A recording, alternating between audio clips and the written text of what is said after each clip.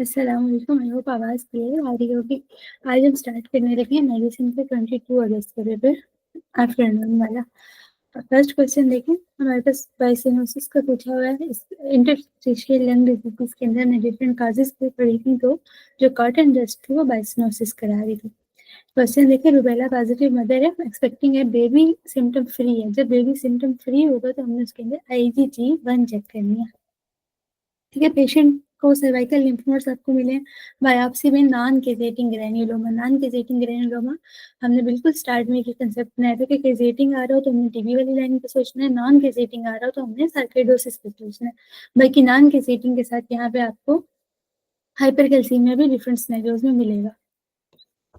और patient having congestive cardiac failure secondary hyper aldosteronism is caused by. लेकिन congestive cardiac failure में क्या हो रहा होगा, रीनल परफुजन सही नहीं हो रही होगी ना, कंजेस्टिव कार्डियक फेलियर है, ब्लड का फ्लो सही नहीं होगा, उसकी वजह से रीनल परफुजन सही नहीं हो रही होगी। तो किडनी में जो हमारे जेजी सेल्स होंगे वो ये डिटेक्ट करेंगे कि ब्लड सही से नहीं पहुंच रहा, तो उनको क्या करना है, वो रेनिन रिलीज करा देंगे।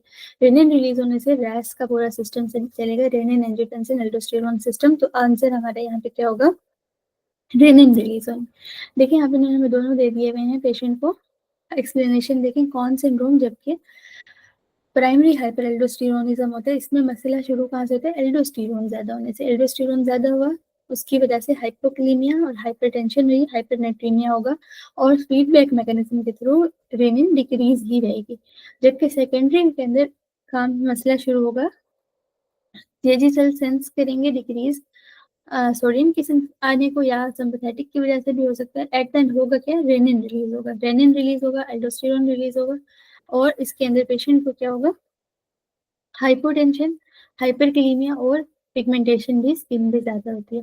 कुशिंग डिजीज में क्या था, हमें याद है, हाइपोकैलेमिया होता है, सेंट्रल ओबेसिटी, एक्सट्रीमिटी की वेस्टिंग होती है, मून फेसेस होते हैं, बफलो हम, spontaneous bruising, skin striae and the proximal myopathy के जैसे क्लिवियन के लिए पॉइंट्स हल किए थे। मेन सिनेरियो हमें हमारा समझ आ गया है। नेक्स्ट क्वेश्चन देखिए, क्रॉनिक फाउल स्मेलिंग डायरिया के साथ आ रहा है, पेन भी नहीं है, ब्लीड भी नहीं है। स्टूल के डीआर के ऊपर आपको में सिर्फ क्या मिला है, फैटी स्टूल आ रहे हैं। जब हमारे पास जस्ट फैटी स्टूल आ रहे हैं और साथ में आगे से बायोप्सी देखें, विलियस एट्रोफी और crypt hyperplasia. Villous atrophy lymphocytosis मिल जाए ना मिले, villous atrophy and the crypt hyperplasia आपके वो पॉइंट है जो आपके दो ड्यूटी बनाते हैं। फर्स्ट हम उसमें प्रेफरेंस देते हैं सीलिक को, ठीक है, फैटी स्टूल्स, उसके साथ विलियस एट्रोफी और क्रिप्ट हाइपरप्लेजिया हमने पहले देखना है पेशेंट को, सीलिक है तो हम क्या करेंगे, उसे ग्लूटेन फ्री डाइट देंगे। एग्जैक्ट सेम सिनेरियो साथ में दे दें, ग्लूटेन फ्री डाइट से इफेक्ट नहीं आया, अभी भी डायरिया, तो फिर आपने क्या सोचना है, JRDSS की तरफ। Patient with the complain of regurgitation, chest pain है, रिगर्जिटेशन हो रही है, नाइट के ऊपर जब वो लेटता है, एलिवेट करता है बेड को, हेड साइड को, ठीक हो जाता है, मतलब गर्ड रिलेटेड सिनेरियो, फ्रॉथी भी डाले। तो इसमें अभी जितने हमें सिम्टम दिए गए हैं हमारे पास कोई भी बेगॉटमी वाली नहीं बनेगी, बल्कि अभी हम सिर्फ उसके भी लाइफ स्टाइल मॉडिफिकेशन करेंगे, जिसमें से यहाँ पे ऑप्शन डिक्रीज फैटी डाइट का हमें दिया हुआ है। सेवेंथ क्वेश्चन पर है, farmer with exposure to the mouldy hay. Farmer and the mouldy है से हमें समझ आना शुरू हो गया होगा, पहली चीज हमने क्या सोची हुई थी, एस्परजिलस, ठीक है, एस्परजिलस। आगे देखिए, ब्रेथलेसनेस है, एक्सरे कराया, हमें बाइलेटरल इन्फिल्ट्रेट मिले हैं। एस्परजिलस में, एस्परजिलोसिस में हमें बाइलेटरल इन्फिल्ट्रेट मिलते हैं, और उसके बाद हमें कॉइन लिगेंड बना हुआ भी मिल सकता है, तो ये एस्परजिलस फ्यूमिगेटस है। CML क्रोमोसोमल एबनॉर्मेलिटीज कल हमने कल वाले पेपर में भी डिटेल से पढ़ी थी, तो ये मैंने आपको कहा था कि अपने पास लिख के नोट करें और याद कर लीजिएगा, बहुत इंपॉर्टेंट है। CML के अंदर 922 है, ये याद करने वाले टॉपिक है, जिनमें समझाना वाला बनता नहीं है ना, क्योंकि आपने एबनॉर्मेलिटीज इफेक्ट है हो रहा है बॉडी में।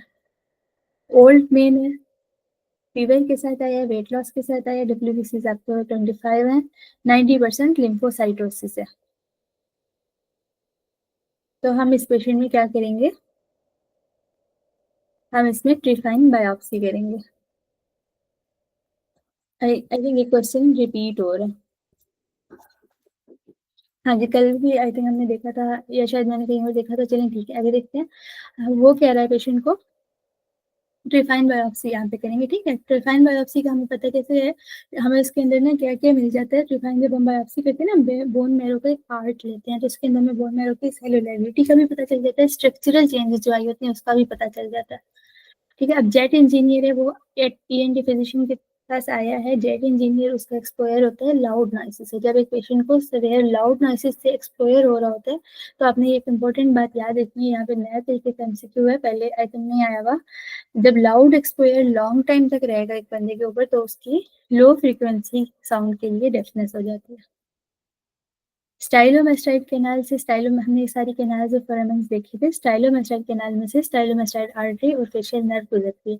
तो प्रेफरेंस अपने याद रखनी है आपने कि पहले नंबर पे आपने प्रेफर करना है फेशियल नर्व को, ऑप्शन नहीं होगा तो आपने स्टाइलोमेस्टाइड आर्टरी को। सुपीरियर सेरिब्रल पेडेंकल, सेरिबेलम पढ़ते हुए हमने कहा था 3 पेडेंकल होते हैं, सुपीरियर, मिडिल और इंफीरियर। सुपीरियर पेडेंकल जो होता है वो कनेक्ट कर रहा होता है, सुपीरियर है ना, तो मिड ब्रेन के साथ करेगा, मिडिल वाला पॉन्स के साथ, ठीक है, एनाटॉमिकली लोकेशन वाइज देखें। और जो लोअर होगा वो करेगा, जो लोअर या इंफीरियर होगा वो मिडिल के साथ, ठीक है। मिड ब्रेन पॉन्स मिडिल ऐसे ही होते हैं ना, सुपीरियर मिडिल इंफीरियर हो जाएंगे। यहाँ से हमारे क्वेश्चन सॉल्व होता है, और ये जो है ना आपका अलग से क्वेश्चन की लाइन है। मिडिल के लिए आपको ऐसे क्वेश्चन आता है कि आपने पॉन्स का या कॉर्डल पॉन्स का एक सेक्शन लिया, उसके अंदर आपको हॉरिजेंटल फाइबर्स नजर आए, तो वो हॉरिजेंटल फाइबर्स क्या हैं, that are the middle cerebellar peduncle. Next question देखते हैं। 45 ईयर्स ओल्ड मेल है, ER में आई है हमारे पास पेल्विक बोन का फ्रैक्चर। बोन का फ्रैक्चर हुआ और शॉक में चले जाने की रीजन हमें पता है, पेशेंट को ब्लड लॉस एक्सेसिव हो गया हुआ है। Group of neuron that are inactive normally inactivated, activate कब होते हैं, जब एक्सरसाइज में। और दूसरा हमें इंपॉर्टेंट बात क्या बताई, मेडुला में होता है, ठीक है। मेडुला में 2 तरह के ग्रुप ऑफ न्यूरॉन होते हैं जो कि रेस्पिरेशन कंट्रोल करने के लिए, डॉर्सल एंड द वेंट्रल। तो आपने इंपॉर्टेंट बात ये भी रिपीट क्वेश्चन है, डॉर्सल के साथ क्या होता है डॉर्सल हर वक्त काम कर रहा होता है, नॉर्मली जो हमारी ब्रीदिंग हो रही होती है दैट इज डॉर्सल काम कर रहा है, लेकिन जब इंक्रीज होनी है ब्रीदिंग किसी भी रीजन से, जब, तो उस टाइम वेंट्रल एक्टिवेट होता है। एक्सप्लेनेशन अगर हम पढ़ें तो देखिए, मिडिलरी रेस्पिरेटरी सेंटर कहाँ पर है, रेटिकुलर फॉर्मेशन में। उसमें 2 ग्रुप हैं, dorsal respiratory group and the ventral. Dorsal group responsible किसके लिए होता है, inspiratory generates the basic rhythm. जो हमारी बेसिकली इंस्पायरेशन अभी हो रही है वो सारी डॉर्सल कंट्रोल में। इसको इनपुट कहाँ से आ रहा है वेगस से, ग्लासोफेरेंजियस से, और इसका जो आउटपुट है वो कहाँ जा रहा होता है, फ्रेनिक के थ्रू डायाफ्राम से। दूसरी तरफ हमारे पास वेंट्रल रेस्पिरेटरी ग्रुप है मिडिला में ही, ये एक्सपायरेशन को कंट्रोल कर रहा होता है। नॉर्मल क्वाइट एक्सपायरेशन में एक चीज हमें याद ये रखनी है, नॉर्मल क्वाइट एक्सपायरेशन रिलेटेड हमारा एक क्वेश्चन यही आता है कि उसमें मेडुला में ग्रुप कौन सा, that is the ventral, that is the normal quite के अंदर डॉर्सल है, ठीक है। जब आपकी ये क्वेश्चन आता है, दूसरा क्वेश्चन ये आता है कि जब पेशेंट क्वाइट ब्रीदिंग में है उस टाइम उसका जो एक्सपायरेशन हो रही है, एक्सपायरेशन के टाइम पेशेंट के कोई भी मसल इन्वॉल्व नहीं हो रहा था, लेकिन जब एक्सपायरेशन पेशेंट की एक्सरसाइज के दौरान होती है तो मसल नहीं इन्वॉल्व होना होता, तो उस time ventral respiratory group involve हो जाता है। उसके अलावा हमारे पास पॉन्स में भी 2 सेंटर होते हैं, एक दफा रिवीजन के लिए देख लेते हैं। एपनियोटिक सेंटर लोअर पॉन्स के अंदर होता है और ये इंस्पायरेशन को स्टिमुलेट करता है और एपनियोसिस कराता है, मतलब डीप प्रोलॉन्ग इंस्पायरेटरी गैस जो होता है। न्यूमोटैक्सिक क्या करता है, अपर पॉन्स में होता है और ये इंस्पायरेशन को इनहिबिट करता है। It regulate the respiratory volume and the respiratory rate, ठीक है। तो हमें यहाँ से हमारे क्वेश्चन की क्या बात समझ आई, हमसे मेडुला का ग्रुप पूछ रहा है कौन सा, जो नॉर्मली इनएक्टिव है, एक्सरसाइज में एक्टिव होता है, तो हमें कंफर्म है कि ये वेंट्रल होता है। नेक्स्ट क्वेश्चन देखिए, 15 क्वेश्चन पे आए हैं हम। 60 ईयर्स ओल्ड मेल है, ओपीडी में आया है, haematuria, increase urinary frequency, DRE पे आपको स्टोनी हार्ट मैस मिल गया है, मतलब पेशेंट को प्रोस्टेटिक कार्सिनोमा है। प्रोस्टेटिक कार्सिनोमा हमसे क्वेश्चन हमने क्या पूछा है, लिम्फेटिक ड्रेनेज प्रोस्टेट का क्या होता है, दिस इज बहुत दफा क्वेश्चन रिपीट हो रहा है, पक्का पक्का याद कर लें, इंटरनल इलिक और सैक्रल है। 16 क्वेश्चन है, 25 ईयर्स ओल्ड फीमेल है, हमारे पास आई है, एटिपिकल चेस्ट पेन के साथ डिस्निया, एक्सर्शन एंड पेल्पिटेशन हो रही है, लेकिन बीपी पल्स नॉर्मल है, बीपी नॉर्मल है, ग्रेड 2 सिस्टोलिक मर्मर है, fourth sternal body, this is the physiological murmur. Anaemia की वजह से हो सकता है, बॉडी की पोस्चर की वजह से हो सकता है, ईसीजी नॉर्मल है, चेस्ट एक्सरे नॉर्मल है, तो हमारा इनमें से डिजीज वाला कोई भी ऑप्शन फिक्स नहीं होता। तो अगर हम देखें कि ग्रेड 2 सिस्टोलिक मर्मर जिनके फिजियोलॉजिकल ही होता है, तो इसलिए हम इसको नॉर्मल हार्ट पिक करेंगे। पेशेंट आपके पास आया जी, माओ इनहिबिटर पर है, उसको फर्स्ट डोज दी है बारबिटूरेट की। कल हमने बारबिटूरेट का पढ़ा था कि वो साइटोक्रोम P450 पे इफेक्ट करती हैं और डिफरेंट ड्रग्स के मेटाबॉलिज्म को डिफरेंट इफेक्ट कर रही होती हैं। तो जब हमने बारबिटूरेट दिए माओ इनहिबिटर्स के साथ, तो पोटेंशिएशन हो जाती है एंटी डिप्रेशन इफेक्ट की। पेशेंट एंटी एपिलेप्टिक्स ले रहे हैं एपिलेप्सी डिसऑर्डर में, एपिलेप्टिक एंटी एपिलेप्टिक ले रहा है, एपिलेप्सी डिसऑर्डर है। अब उसको क्या हुआ है, हाइपरट्रोफी ऑफ जिंजाइवा और साथ में माउथ से ब्लीड भी हो रही है। फेनेटाइन के साइड इफेक्ट हैं, कल भी पेपर में आए हुए थे, 2 क्वेश्चन थे इससे रिलेटेड, आज भी हैं। तो फेनेटाइन को अपने पास एक अच्छा सा हाईलाइट करें कि आपको फेनेटाइन के याद रहने चाहिए। आईसीयू में आपके पास एक मैंने ट्राइसाइक्लिक एंटी डिप्रेशन की टॉक्सिसिटी से है, तो पेशेंट हमारे पास कन्वर्जन के साथ आएगा।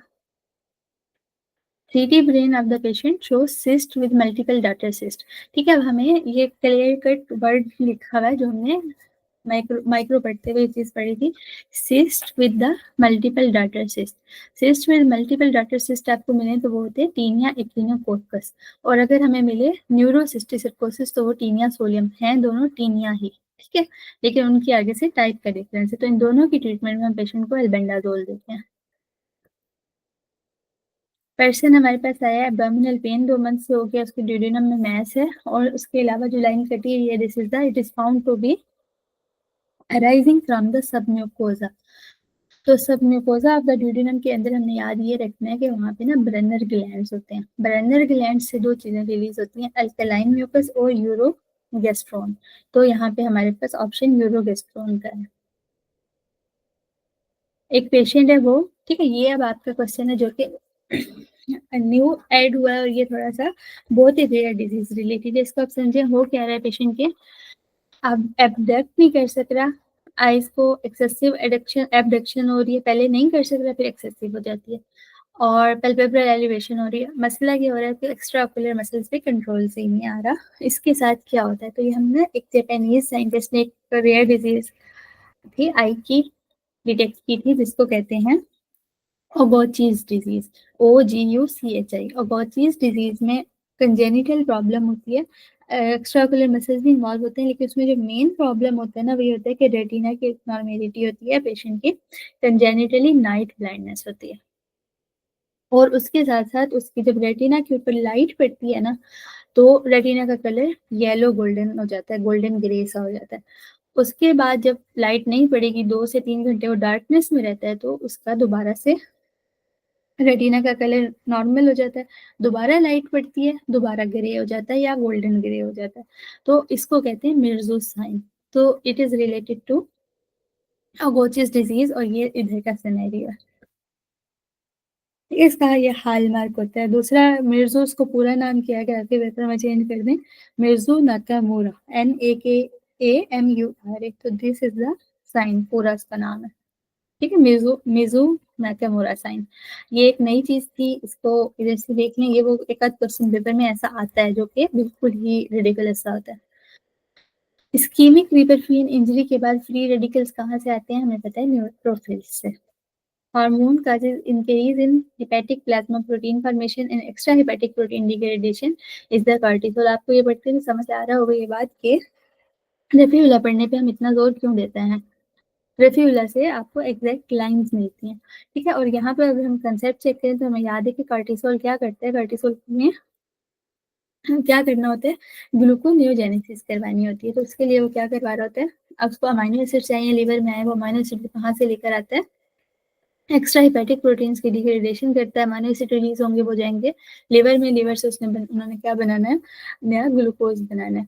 ग्लूकोज बनाने के लिए उसको कुछ एंजाइम्स चाहिए होते हैं, वो एंजाइम लिवर के अंदर, एंजाइम प्रोटीन है, वो लिवर में बन रहे होते हैं। तो लिवर के अंदर नई प्रोटीन बन रही है और एक्स्ट्रा हेपेटिक प्रोटीन टूट रही है, जैसे कार्टिसोल। एग्जैक्ट लाइन बहुत दफा पास में आई हुई है, ये गलत नहीं होनी चाहिए।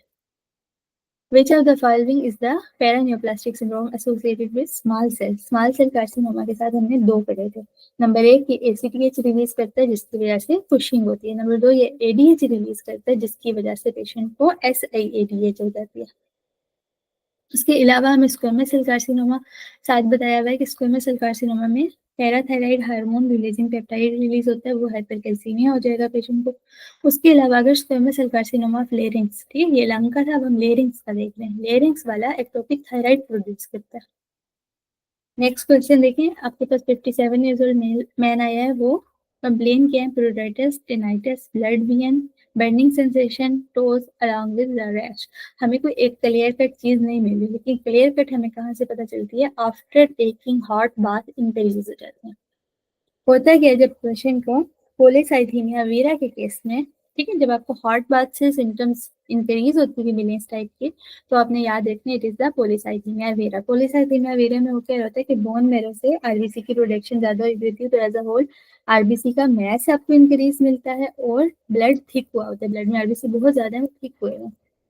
जब वो थिक हुए होते हैं तो वो जहां जहां भी ब्लड की टिनाइटिस वगैरह यही हो रहा है, ब्लड भी इसी वजह से हो रहा है, और बर्निंग सेंसेशन वगैरह सारी, ब्लड बहुत ठीक हुआ है।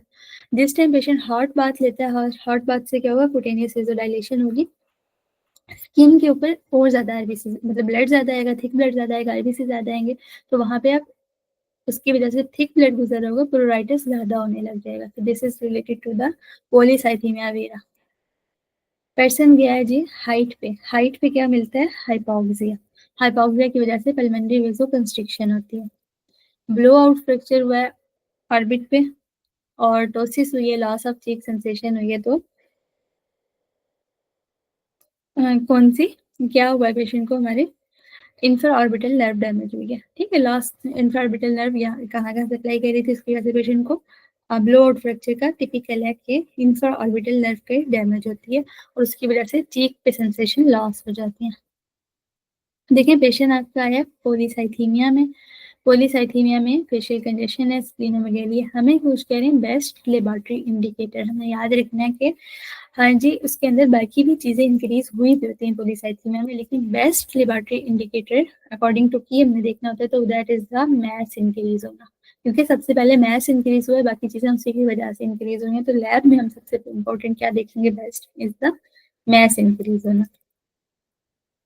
नेक्स्ट क्वेश्चन देखें, चाइल्ड हमारे पास क्या आया है? स्किन पे रैश है, रिकरेंट चेस्ट पे इन्फेक्शन हो रहे हैं, हेपेटोस्प्लीनोमेगाली भी है, साथ आईजीई रेज मिल रही है। रेज्ड आईजीई ये हमने पढ़ा था, it is related to the raised IgE है तो पेशेंट को हाइपर आईजीई सिंड्रोम। जब हाइपर आईजीई सिंड्रोम है पेशेंट को, तो उसका दूसरा नाम होता है जॉब सिंड्रोम, ठीक है। इसमें क्या क्या होता है? रेयर डिजीज है, प्राइमरी इम्यूनोडेफिशिएंसी है, क्लासिकली ट्राइएड मिलती है, atopic dermatitis, recurrent skin infection जो कि स्टेफाइलोकोकस से होते हैं, रिकरेंट पल्मोनरी इन्फेक्शन, इसलिए उसे स्किन इन्फेक्शन हो रहे हैं, पल्मोनरी इन्फेक्शन हो रहे हैं। उसके अलावा एटोपिक डर्माटाइटिस है तो रैश भी हो रहा है पेशेंट को, और आईजीई हमें ज्यादा मिलती है, तो ये क्या है? हाइपर आईजीई सिंड्रोम, जिसको हम जॉब सिंड्रोम भी कहते हैं। हमें कंपेयर करने के लिए दूसरा नाम दिया है जी CHS सिंड्रोम। CHS सिंड्रोम के अंदर क्या होता है? It is also the rare disorder, लेकिन इसमें क्या होता है कि स्किन और आईज के अंदर पिगमेंट कम होता है, ओकुलोकुटेनियस एल्बिनिज्म होता है, इसकी सिम्टम्स कोई भी ऊपर से मैच नहीं कर रहे, लेकिन इसके अंदर भी इम्यून डेफिशिएंसी होती है, तो करंट इन्फेक्शन के चांसेस होंगे, ब्रूज ब्लीड हो रही होगी, लेकिन साथ में एल्बिनिज्म भी मिलेगा। नेक्स्ट क्वेश्चन देखिए, ट्यूमर कहाँ पर हुई है? हमें हो क्या रहा है? पेशेंट को अमनेजिया हो रहा है, लेकिन यूथ टाइम की मेमोरीज हैं पड़ी, पुरानी मेमोरीज हों पड़ी, तो हमने बहुत इंपॉर्टेंट चीज याद की थी, पुरानी मेमोरीज हैं पड़ी तो पेशेंट का हिप्पोकैम्पस डैमेज है, नई मेमोरीज नहीं बन सके। नेक्स्ट क्वेश्चन है जी, nucleus of the REM sleep. REM sleep का न्यूक्लियस होता है लोकस सेरियुलस के अंदर, जो कि पॉन्स में होता है। ये वो है हमने पढ़ा हुआ है, लेकिन इसको यहाँ से एक दफा जल्दी से रिवाइज आप कर लें ताकि अपने पास कहीं से नोट भी कर लें, क्वेश्चन बहुत दफा आता है। Non REM is related to raphe nucleus और REM is related to pons, जहाँ पे लोकस सेरियुलस होता है। वीएल इंफॉर्मेशन को प्रोसेस करके मसल्स के कंट्रोल कौन सा लूप करवाता है, तो ये अपोलो मोटर लूप होता है। आई से रिलेटेड है, it is related to oculomotor loop. Pulmonary anthrax के अंदर हम पेशेंट को पेनिसिलामिन देते हैं। चाइल्ड एब्डोमिनल पेन के साथ आया डायसेंट्री है, साथ में उसको एस और आरबीसी भी है। जब पेशेंट को डायसेंट्री विद द ब्लीड आ रही है, वो हमारा क्या होता है, ई कोलाई होता है। ई कोलाई का भी कौन सा वाला स्ट्रेन है, is the enterohaemorrhagic. Haemorrhagic से आप याद रख सकते हैं कि ब्लड आएगा, आरबीसी आएंगे। हमारे पास टोटली 4 स्ट्रेन होते हैं, ठीक है।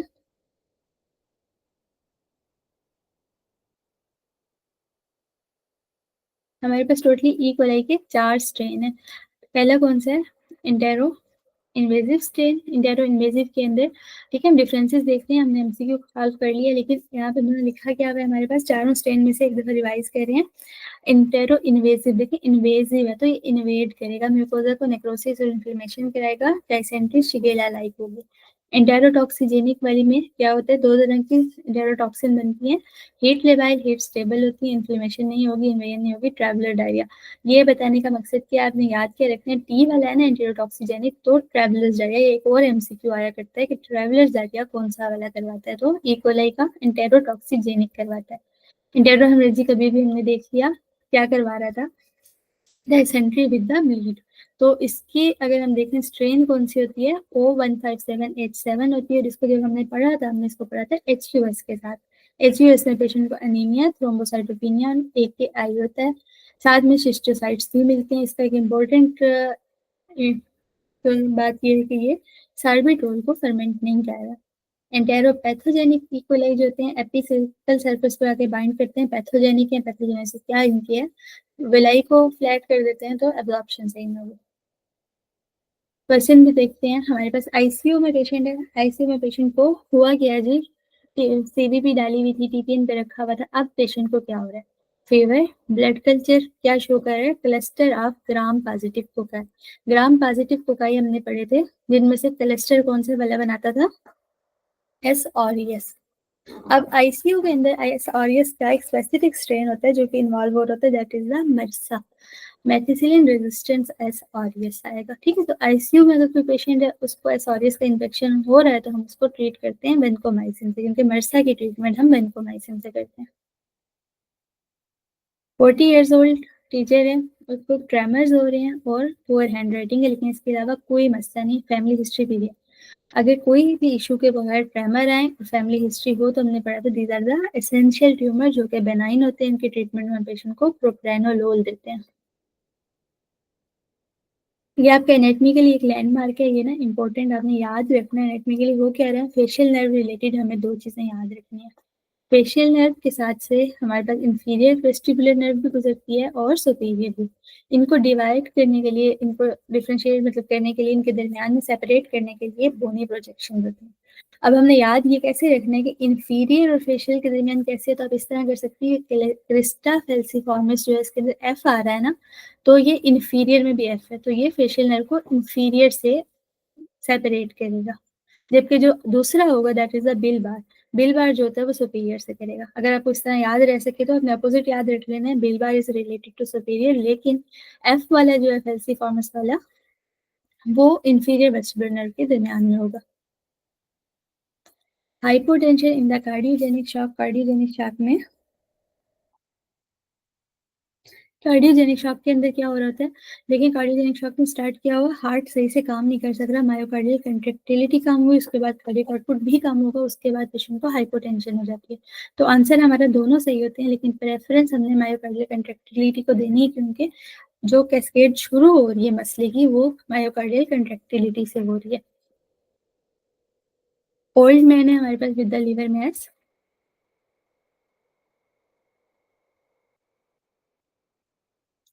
Old man with the liver mass आए हैं हमारे पास। उसको देखें, ओल्ड मैन लिवर मैस है, HBS एंटीजन थी पॉजिटिव। अब पेशेंट को क्या है, इस टाइम जो स्पेसिफिकली हमें मिल रहा है AFP, तो AFP is related to hepatocellular carcinoma. ये क्वेश्चन आपको वो है जो कल मैंने इससे रिलेटेड एक क्वेश्चन आया था, तो मैंने आपको ये बात कही थी कि आपने इधर से डिफरेंट बुक से ना कंफ्यूज नहीं होना, अपना बेसिक कंसेप्ट सही रखना। तो बेसिक कंसेप्ट हमारा ये क्या है, जो हमने पढ़ा था BRS से। देखिए जब भी आपने देखना है, दो हमारे पास सिनेरियो आएंगे VQ रेशो के लिहाज से या चेंजेस के लिहाज से। नंबर 1 एयरवे ऑब्स्ट्रक्शन का सिनेरियो होगा, नंबर 2 ब्लड नहीं आ रहा, मतलब पल्मोनरी एम्बोलिज्म का सिनेरियो हो सकता है, किसी भी लिहाज से ब्लड नहीं पहुंच सकता। एयरवे ऑब्स्ट्रक्शन के सिनेरियो में क्या होगा, एयरवे ब्लॉक हो गया, कोई भी एरिया आपको दे सकते हैं, ट्रेकिया, ब्रोंकस, कोई भी एरिया हुआ गया, एयरवे ब्लॉक हुआ। एयरवे ब्लॉक होगा तो एयर नहीं पहुंचेगी सही से, तो वेंटिलेशन नहीं होगी। जब वेंटिलेशन नहीं होगी तो ब्लड फ्लो तो सही आ रहा है लेकिन वेंटिलेशन नहीं होगी, VQ 0 हो जाएगी। दूसरी बात क्या है, ब्लड जैसा आएगा आगे से गैस एक्सचेंज नहीं होगी, सेम वैसा ब्लड रहेगा, तो पेशेंट को क्या होगा, ये लाइन इंपॉर्टेंट देखें, ऑक्सीजन और कार्बन डाइऑक्साइड की कंसेंट्रेशन पल्मोनरी की कैपिलरी के अंदर मिक्स्ड वीनस ब्लड जैसी हो जाएंगी। क्यों? क्योंकि एक्सचेंज के लिए तो गैस ही नहीं है वहां पर। सही, ये लाइन है इंपॉर्टेंट। ये आपको MCQ आता है, जब भी आपको एयर में ऑब्स्ट्रक्शन मिले आपने याद रखना है कि पल्मोनरी ऑक्सीजन और पल्मोनरी कैपिलरी के ब्लड में या पल्मोनरी एल्वेलाई के अंदर वहां पे जो उसके इर्द गिर्द ब्लड है वहां पे ऑक्सीजन और carbon dioxide mixed venous blood के इक्वल हो जाएंगे। जबकि पल्मोनरी एम्बोलिज्म में क्या होता है कि एम्बोलिज्म के केस के अंदर इंस्पायर हो रही है एयर लेकिन ब्लड नहीं आ रहा। जब ब्लड नहीं आ रहा होगा क्योंकि ब्लॉक हो गई हुई है, ब्लड फ्लो एम्बोलिज्म हो सकता है, ब्लॉक हो गया है, तो ऑक्सीजन और कार्बन डाइऑक्साइड जो एल्वियुलर गैस में है वो इंस्पायर्ड एयर के इक्वल हो जाएंगे। सही, आपको ये वाली चीज समझ आ गई, क्योंकि ब्लड तो आ नहीं रहा, जितनी इंस्पायर एयर में आ रही है वैसी की वैसी रह जाएगी, एक्सचेंज के लिए ब्लड ही नहीं आ गया। ये दो चीजें आ जाएं तो आपसे क्वेश्चन सॉल्व हो जाएंगे। तो अगर जब हमें ये बात समझ आएगी, देखिए एग्जैक्ट सेम सिनेरियो है, पल्मोनरी ब्रोंकस ऑक्लूडेड हुआ है। ब्रोंकस ऑक्लूड होने का क्या मतलब है कि एयरवे ऑब्स्ट्रक्शन हुई है। तो एयरवे ऑब्स्ट्रक्शन में हमने क्या पढ़ा है, pulmonary oxygen and carbon dioxide जो है वो मिक्स्ड वीनस ब्लड की इक्वल हो जाएगी। तो आंसर इसका ये बनेगा कि एल्विलाई, एल्वियुलर के अंदर जो ऑक्सीजन है वो मिक्स्ड वीनस के इक्वल हो जाएगी, क्योंकि ऊपर से एक्सचेंज के लिए मतलब हमारे पास और तो आ ही नहीं रही ना ऑक्सीजन, तो जैसे मिक्स्ड वीनस है वैसे ही रह जाएगी। एम बैंड मल्टीपल माइलोमा में प्लाज्मा सेल से बन रहा है।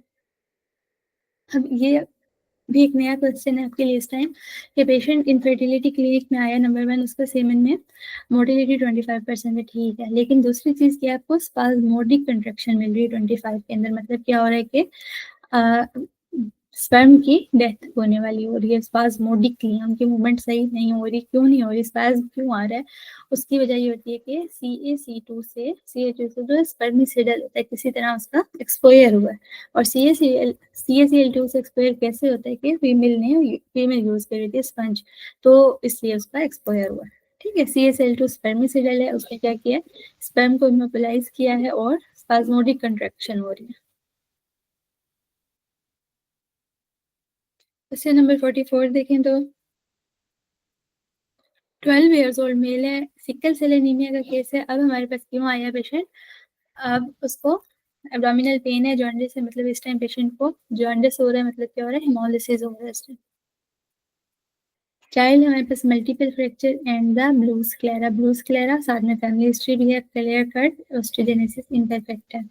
बीटा थैलेसीमिया माइनर में क्या होता है, माइनर वाला पूछ रहे हैं, ठीक है, मिक्स नहीं करना। माइनर के अंदर हमें mixed beta and delta chains मिलती हैं। अब इस क्वेश्चन में आप लोग कंफ्यूज हो जाएंगे, कल एग्जैक्ट सेम क्वेश्चन था, क्या था जी, पेशेंट आया आपके पास लिटिक्लियन के साथ बैक पेन है, हेमाचूरिया है, और साथ में एप्पल ग्रीन बर्फिंजेस और कॉन्गो स्टेन। कल हमने इसका क्या आंसर किया था, मे बी आपको याद हो, that was the multiple myeloma, और आपके ऑप्शन ही नहीं, क्या करें, मल्टीपल माइलोमा के अंदर पेशेंट को हमारे पास प्राइमरी अमाइलाइडोसिस होता है, तो अगर मल्टीपल माइलोमा का ऑप्शन नहीं है तो हम अमाइलाइडोसिस पिक कर सकते हैं आंसर। अब हमारे पास दो अलग अलग कंसेप्ट है, हम उनको मर्ज करना है। पहली चीज हमने ये पढ़ी हुई है कि सिक्वेंशियल ट्रायल क्या होता है, जब हम किसी ड्रग का फॉर एग्जांपल एक ट्रायल कर रहे हैं, हमने पेशेंट को एक एंटी हाइपरटेंसिव दी और हम उसका मतलब एक ग्रुप को हम उसका ट्रायल कर रहे हैं, तो हम क्या करते हैं, हम सीक्वेंस वाइज एग्जैक्ट इंटरवल पे उसकी रीडिंग लेते रहते हैं, this is the sequential trial. दूसरी तरफ हमें एक और कंसेप्ट पता है, ब्लाइंड स्टडीज, दो वाली तीन होती हैं, सिंगल, डबल और ट्रिपल। इसका हमें कंसेप्ट पता है कि सिंगल ब्लाइंड स्टडी में क्या होता है कि सिंगल कंपोनेंट को मतलब पार्टिसिपेंट को नहीं पता कि उन्हें ट्रीटमेंट मिल रही है या प्लेसिबो। डबल ब्लाइंड में डॉक्टर को भी नहीं पता, पार्टिसिपेंट्स को भी नहीं पता। ट्रिपल ब्लाइंड में डॉक्टर को भी नहीं पता, पार्टिसिपेंट्स को भी नहीं पता, जो लोग ड्रग को दे रहे हैं उनको मतलब जो एडमिनिस्टर कर रही है फॉर एग्जाम्पल स्टाफ है उनको भी नहीं पता। तो अब हमने मर्ज ये करना है कि हम इन दोनों को आपस में रिलेट करें। तो जो सिक्वेंशियल ट्रायल होता है that is the single blind study होती है, ठीक है। तो सिंगल ब्लाइंड स्टडी आगे हमें पता है कि सब्जेक्ट को नहीं पता कि उसे ड्रग दे रहे हैं या प्लेसिबो दे रहे हैं। नेक्स्ट क्वेश्चन में आ जाए, स्ट्रोक वाले पेशेंट के जब हमें परफियन होती हुई नजर आ रही है, कैसे? जब स्ट्रोक वाला पेशेंट होगा उसमें क्या होगा, हाइपोक्सिया होगा। हाइपोक्सिया की वजह से वहां पे बाद में मेटाबोलाइट्स बनेंगे different, for example carbon dioxide increase होगी। तो उस हाइपोक्सिया की वजह से बाद में पेशेंट को परफियन इंक्रीज होने लग जाएगी।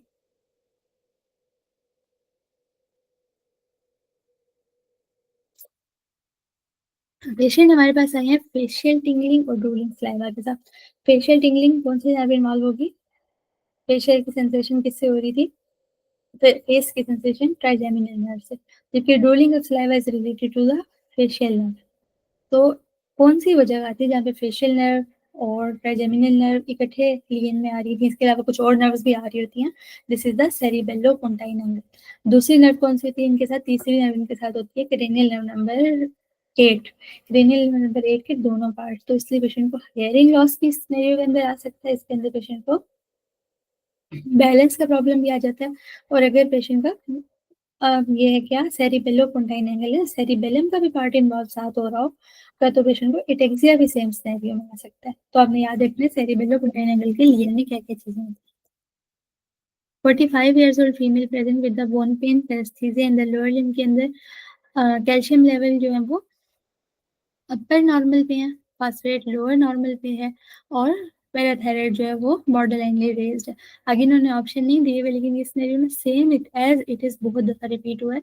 हम कंफ्यूज हो जाते हैं अपर नॉर्मल और लोअर नॉर्मल से रेंज में ना, लेकिन आपने इससे कंफ्यूज नहीं हुआ। जैसे टिपिकली मतलब पैराथायराइड हाइपर पैराथायराइडिज्म ही है, ठीक है। पैराथायराइड हार्मोन इंक्रीज हुआ है, लेकिन अभी कैल्शियम और फॉस्फेट थोड़ा कंपनसेशन में है, लेकिन अपर और लोअर लेवल तक पहुंच गए हैं। थोड़े टाइम के बाद प्रॉब्लम भी आने लग जाएगी।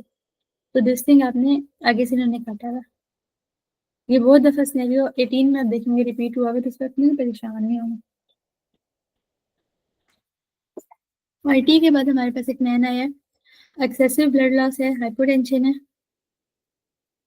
आई ठीक है, हाइपरटेंशन है, एक्सेसिव ब्लड लॉस है। पेशेंट को क्या दिया आपने? पीप दिया है 100% FiO2 तो 5 दिन के लिए। पीप में 100% 5 दिन के लिए नहीं देना होता। जब आप इतनी ज्यादा टाइम के लिए देंगे ना, तो पेशेंट को क्या होगा, ऑक्सीजन का प्रेशर बॉडी में इंक्रीज होगा। ऑक्सीजन जो प्रेशर इंक्रीज मिलेगा उसकी वजह से एल्वेलाई के अंदर डैमेज होगा,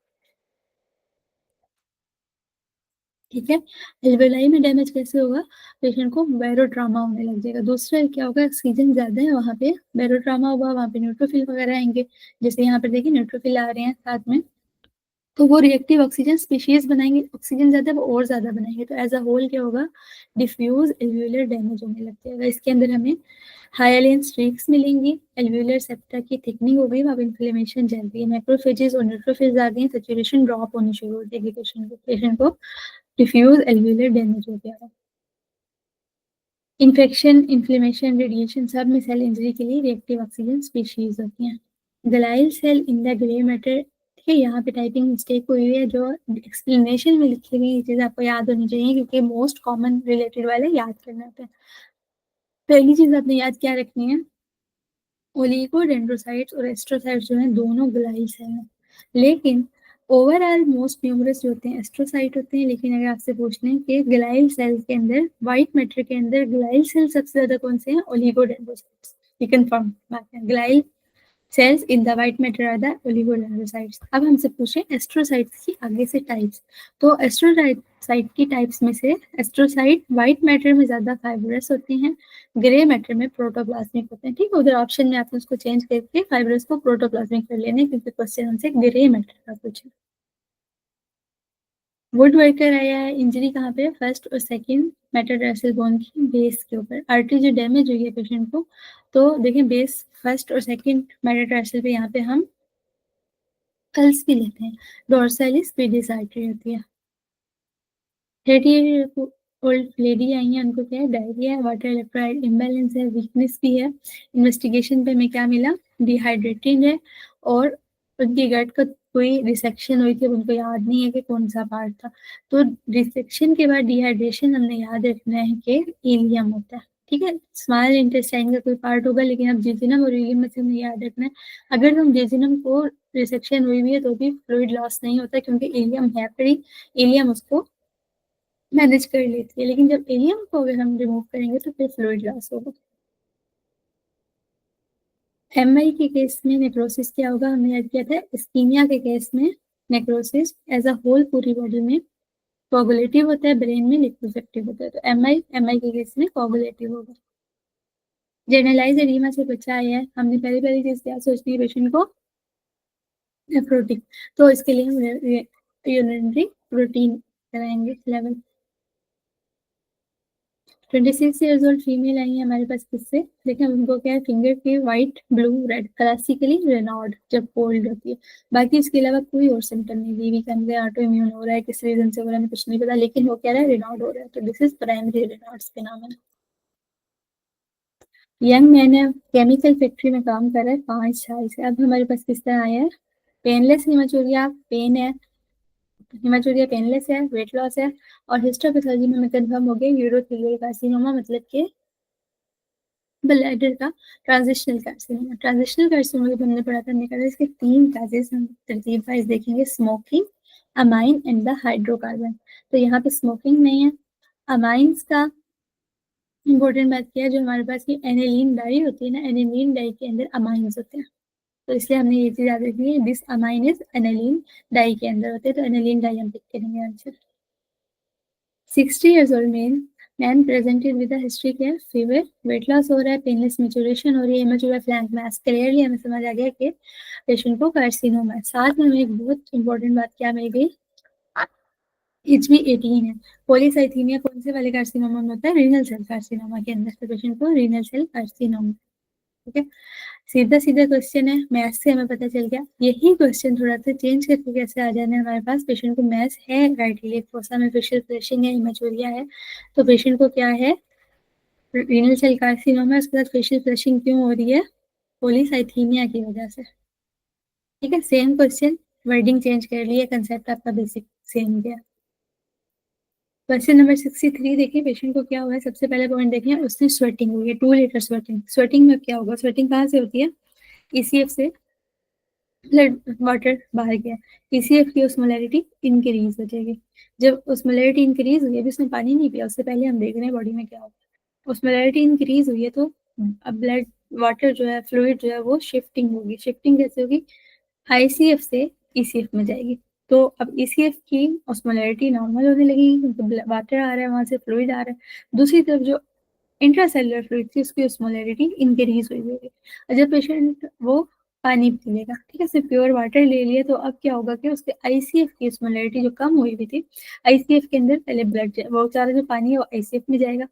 आईसीएफ के अंदर क्या होगा, उसकी वजह से उसका वॉल्यूम सही हो जाएगा।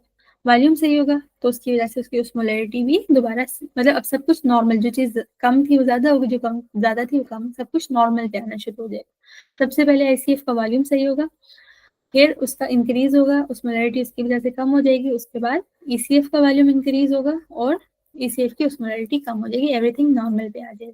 तो अपने आईसीएफ वॉल्यूम याद रखना है। थोरेसिक सर्जिकल प्रोसीजर के अंदर आपने इंटरनल थोरेसिक आर्टरी के साथ कौन सी गुजरी होती है, फ्रेनिक नर्व। तो आपने जब भी इंटरनल थोरेसिक आर्टरी को बाइंड कर रहे हैं, तो आपने याद रखना है कि इप्सिलेटरल फ्रेनिक नर्व का ख्याल रखना है। प्रेग्नेंट वेमेन है हमारे पास, अब ग्रेथ अपलैब्डामन इंक्रीज हो रहा है, क्योंकि अंदर से उसका यूट्रस का इंक्रीज हो रहा है। तो इस टाइम पेशेंट की बॉडी में क्या हो रहा है, फंक्शनल स्ट्रक्चरल चेंज भी आ रही है, फंक्शनल चेंज भी आ रही है, और मेन चीज हमारी यही है कि रिवर्सिबल है स्ट्रक्चरल एंड फंक्शनल चेंज। साथ में जो स्टिमुलस है, दैट इज फिजियोलॉजिकल भी है, पैथोलॉजिकल भी। मेन आपने याद रखना है स्ट्रक्चरल और फंक्शनल दोनों चेंज आ रही है। पेशेंट डीएमआरडी के ऊपर है, डीएमआरडी में अब उसको क्या हुआ है, एसओबी एक्सरे हमें बायोलेटरल इन्फिल्ट्रेट, मतलब न्यूमोटॉक्सिसिटी हो गई है। कौन सी डीएमआरडी है जो कि करवाती है न्यूमोटॉक्सिसिटी, जो हमारे पास मेथोट्रेक्सेट होती है, that is the anti metabolite, ये 3 तरह से टॉक्सिसिटी कहते हैं। Number 1 hepatotoxic, number 2 pneumotaxic, number 3 teratogenic दिए। तो जो भी इससे रिलेटेड है यहाँ पे उन्होंने न्यूमोटॉक्सिक वाला दिया है। काउंसलिंग की बेसिक स्टेटमेंट क्या है? काउंसलिंग का हमारा एम यही होता है कि help people to help themselves. हमने उन लोगों को एबल बनाना है कि वो अपनी हेल्प खुद कर सकें। थर्ड वीक के एंड पे 2 जर्म सेल लेयर बन गई हुई होती हैं।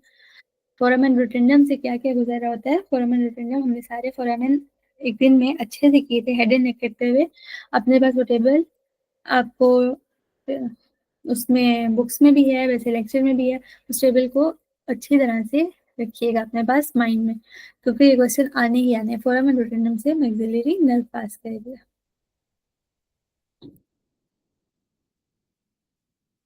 थोरेसिक सर्जरी में इंटरनल थोरेसिक आर्टरी अब आपने लाइगेट कर दी, तो रेक्टस एब्डोमिनस का फ्लो कहाँ? रेक्टस एब्डोमिनस को परफ्यूजन हो रही है, फ्लो हो रहा है, किसके अंदर हो रहा था इस टाइम? इंफीरियर एपिगैस्ट्रिक में, क्योंकि ये इंटरनल थोरेसिक की ब्रांच नहीं है। टीनेजर है, प्ले कर गन से प्ले कर रहे थे, कहाँ पे उसको हुआ? रेक्टस शीथ के लेटरल लेवल देखें, 9th intercostal cartilage. 9th intercostal cartilage आपको कह दें या L1 का लेवल कह दें, ये होता है ट्रांसपाइलोरिक प्लेन का लेवल। इधर से ये आपको बहुत इंपॉर्टेंट बात पता होनी चाहिए कि यहाँ से क्या क्या पास करते हैं। यहाँ से बहुत इंपॉर्टेंट स्ट्रक्चर्स हैं इस लेवल के ऊपर। ट्रांसपाइलोरिक है तो पाइलोरस ऑफ स्टमक, ठीक है, कंसल्ट करें। स्टमक खत्म हुआ, आगे से ड्यूडेनम का फर्स्ट पार्ट शुरू हुआ, सेकंड थर्ड होके अब इसने जिजिनम का फ्लेक्चर वो वापस उसी लेवल पर आया। अब वो ड्यूडेनोजिनल फ्लेक्चर बना, ट्रांसवर्स मेसोकोलोन भी वहीं से स्टार्ट होगी। Hepatic flexure of the colon level वही है, साइड चेंज हो जाएंगे। हेपेटिक फ्लेक्चर भी और स्प्लेनिक फ्लेक्चर भी। गाल ब्लैडर का फंगस भी, पेंक्रियाज की नेक, किडनी का हाइला, स्प्लीन का हाइलम, 9th कॉस्टल कार्टिलेज, ठीक है, ये हमें पेपर में दिया हुआ है। स्पाइनल कार्ड की टर्मिनेशन हो रही है, कोनस मेडुलरिस स्टार्ट हो रहा है, एसएमए स्टार्ट हो रही है, और पोर्टल विंग बन रही है, सिस्टर्ना कालाई। ये सारी चीजें किस लेवल पे? L1 के लेवल पे, या इसको क्या कहते हैं? ट्रांसपाइलोरिक प्लेन। तो ऑप्शन इधर हमारे पास कौन सा मिलता है? Fundus of gallbladder damage हो जाएगी, ठीक है। इसको अच्छा वाला हाईलाइट कर लें अपने पास, इसको रिवाइज करना है। हमारे पास पेशेंट आया हाइपोथायराइडिज्म के साथ, साथ में सेंसेशन कहाँ पे लॉस हो रही है? Palmar surface of the index and the middle finger. सोचे हमने जब नर्व्स पढ़ी थी हैंड की सप्लाई में, सेंसरी सप्लाई पामर सरफेस पे मिडल और इंडेक्स फिंगर की कौन सप्लाई कर रहा था? मीडियन नर्व, है ना। और मीडियन नर्व के अलावा मसल्स कौन कौन से को कह रही थी? थिनर एमिनेंस को, जहाँ पे जो कि अपोजिशन ऑफ थंब का मसल भी उसी के अंदर होता है। तो जब इन्वॉल्व कार्पल टनल का सिनेरियो है ना, हाइपोथायराइड के साथ कार्पल टनल हुआ, मीडियन नर्व इन्वॉल्व हुई, सेंसरी लॉस, साथ में अपोजिशन ऑफ द थंब का भी लॉस हुआ। कंप्लीट क्रश्ड एवेलियन इंजरी हुई है anterior compartment of arm. Anterior compartment of में कौन कौन से मसल होते हैं? बाइसेप, ब्रेकियोरेडियलिस होता है और कोरेकोब्रेकियलिस। तो इनका काम क्या होता है? एंटीरियर कंपार्टमेंट में से यहाँ पे एल्बो की फ्लेक्शन करवाएंगे, है ना, फील करें ना आगे एंटीरियर कंपार्टमेंट का। दूसरा ये फोर आर्म की सुपिनेशन करवाते हैं, तो लॉस अब इनका हो जाएगा। तो इनमें से ऑप्शन हमारे पास कौन सा है? सुपिनेशन लॉस होगी या सुपिनेशन वीक हो जाएगी। बाकी इधर से कोई रिलेट नहीं कर रहे।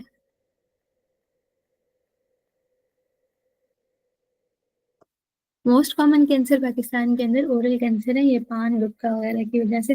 Boy walking barefoot, pointed objects के ऊपर जब पॉइंटेड ऑब्जेक्ट प्लांटर सर्फेस पे हुआ है, पेन फील हुआ है और विड्रॉ कर लिया, तो विड्रॉल रिफ्लेक्स जब आता है, पेन होता है, उसका हमारे पास फ्री नर्व एंडिंग्स होती हैं। Sjogren syndrome is related to the rheumatoid arthritis. Pericardiophrenic artery is the branch of, pericardiophrenic किसकी ब्रांच है? Internal thoracic. इंटरनल थोरेसिक की बाकी ब्रांचेस देखें, pericardiophrenic, interior intercostal, musculophrenic, superior epigastric और परफोरेटिक ब्रांचेस, ये सारी इंटरनल थोरेसिक की branches है। एसोफेगस की ब्लड सप्लाई 3 में डिवाइड हुई होती है, upper 1/3, middle and the lower. Upper 1/3 is related to the inferior thyroid artery, middle की थोरेसिक एओर्टा से और लोअर 1/3 की लेफ्ट गैस्ट्रिक आर्टरी से। 2 एथलीट्स बैठे हुए हैं, एक एथलीट प्रोफेशनल है, मतलब उसकी बॉडी के अंदर फिजियोलॉजिकली एथलीट वाली चेंजेस हो चुकी हैं, दूसरा नया इसके भी नहीं हुए। तो एथलीट के अंदर हमें क्या पता है कि उनका ब्रेडिकार्डिया होता है, नॉर्मली फिजियोलॉजिकली होता है। दूसरा स्ट्रोक वॉल्यूम ज्यादा होता है, जब स्ट्रोक वॉल्यूम ज्यादा होगा तो कार्डियक आउटपुट ज्यादा मिलेगा। तो answer is the increase cardiac output. Patient आया नॉन लिथल एमआई के बाद फ्यू मिनट्स के बाद क्या होगा, तो फ्यू मिनट्स में हमने first few minute to 24 hour में क्या याद किया था, एरिथमियाज होते हैं। ये टाइमिंग वाला टेबल फर्स्ट एड से या यहाँ से एक जगह से अच्छा से याद कर लें। 4 आवर या 24 आवर के अंदर अंदर एरिथमिया होंगे। 1 to 3 डेज में फाइब्रिनस पेरिकार्डाइटिस, 4 to 7 डेज में कार्डियक टैम्पोनेट और मंथ्स के बाद एन्यूरिज्म होता है। क्लाइन फिल्टर के अंदर क्रोमोसोम कार्योटाइप आपको याद है क्या होती है, हमने बहुत दफा बात कर ली हुई है। क्लाइन फिल्टर मेल होता है और उसके अंदर इनफर्टाइल होता है, लेकिन 47XXY होता है। तो 47XXY का मतलब क्या है कि उसके अंदर एक एक्स्ट्रा एक्स है, that is the superfluous X chromosome. Chromatin cell tightly adhere हुए होते हैं एड्रिनल मेडुला के साथ, कैसे हुए होते हैं, मेसोथेलियम की तरफ। डायबिटिक पेशेंट को वोंड है और पेशेंट को ग्रीनिश डिस्चार्ज है। This greenish discharge and the Frooti smell आपका क्लू पॉइंट है। ग्रीनिश हमने बहुत जगह पे पढ़ा है, रिलेटेड टू द सूडोमोनास। ठीक है, और दूसरी इम्पोर्टेंट बात क्या है, अमोक्सिसिलिन कन्वीनियंट ले रहा है लेकिन उससे सही नहीं हो रहा है, ये सूडोमोनास डिटेक्ट नहीं करेगी। Patient with the swelling of the knee joint है, नी जॉइंट के अंदर स्वेलिंग है, मतलब नी जॉइंट में ब्लीड हो रही है, क्योंकि हमारे पास आज उन्होंने क्या दिया हुआ है, एपीटीटी प्रोलॉन्ग्ड है। एपीटीटी किस केस में प्रोलॉन्ग्ड होता है, हेमोफिलिया में, और हेमोफिलिया में जॉइंट्स के अंदर ब्लीड भी होती है। बच्चा है हमारे पास ब्लीडिंग है और देखिए बीटी इंक्रीज है, बाकी सारी चीजें नॉर्मल है। जब हमने बीटी पढ़ा था हमने क्या कहा था कि BT is related to platelets.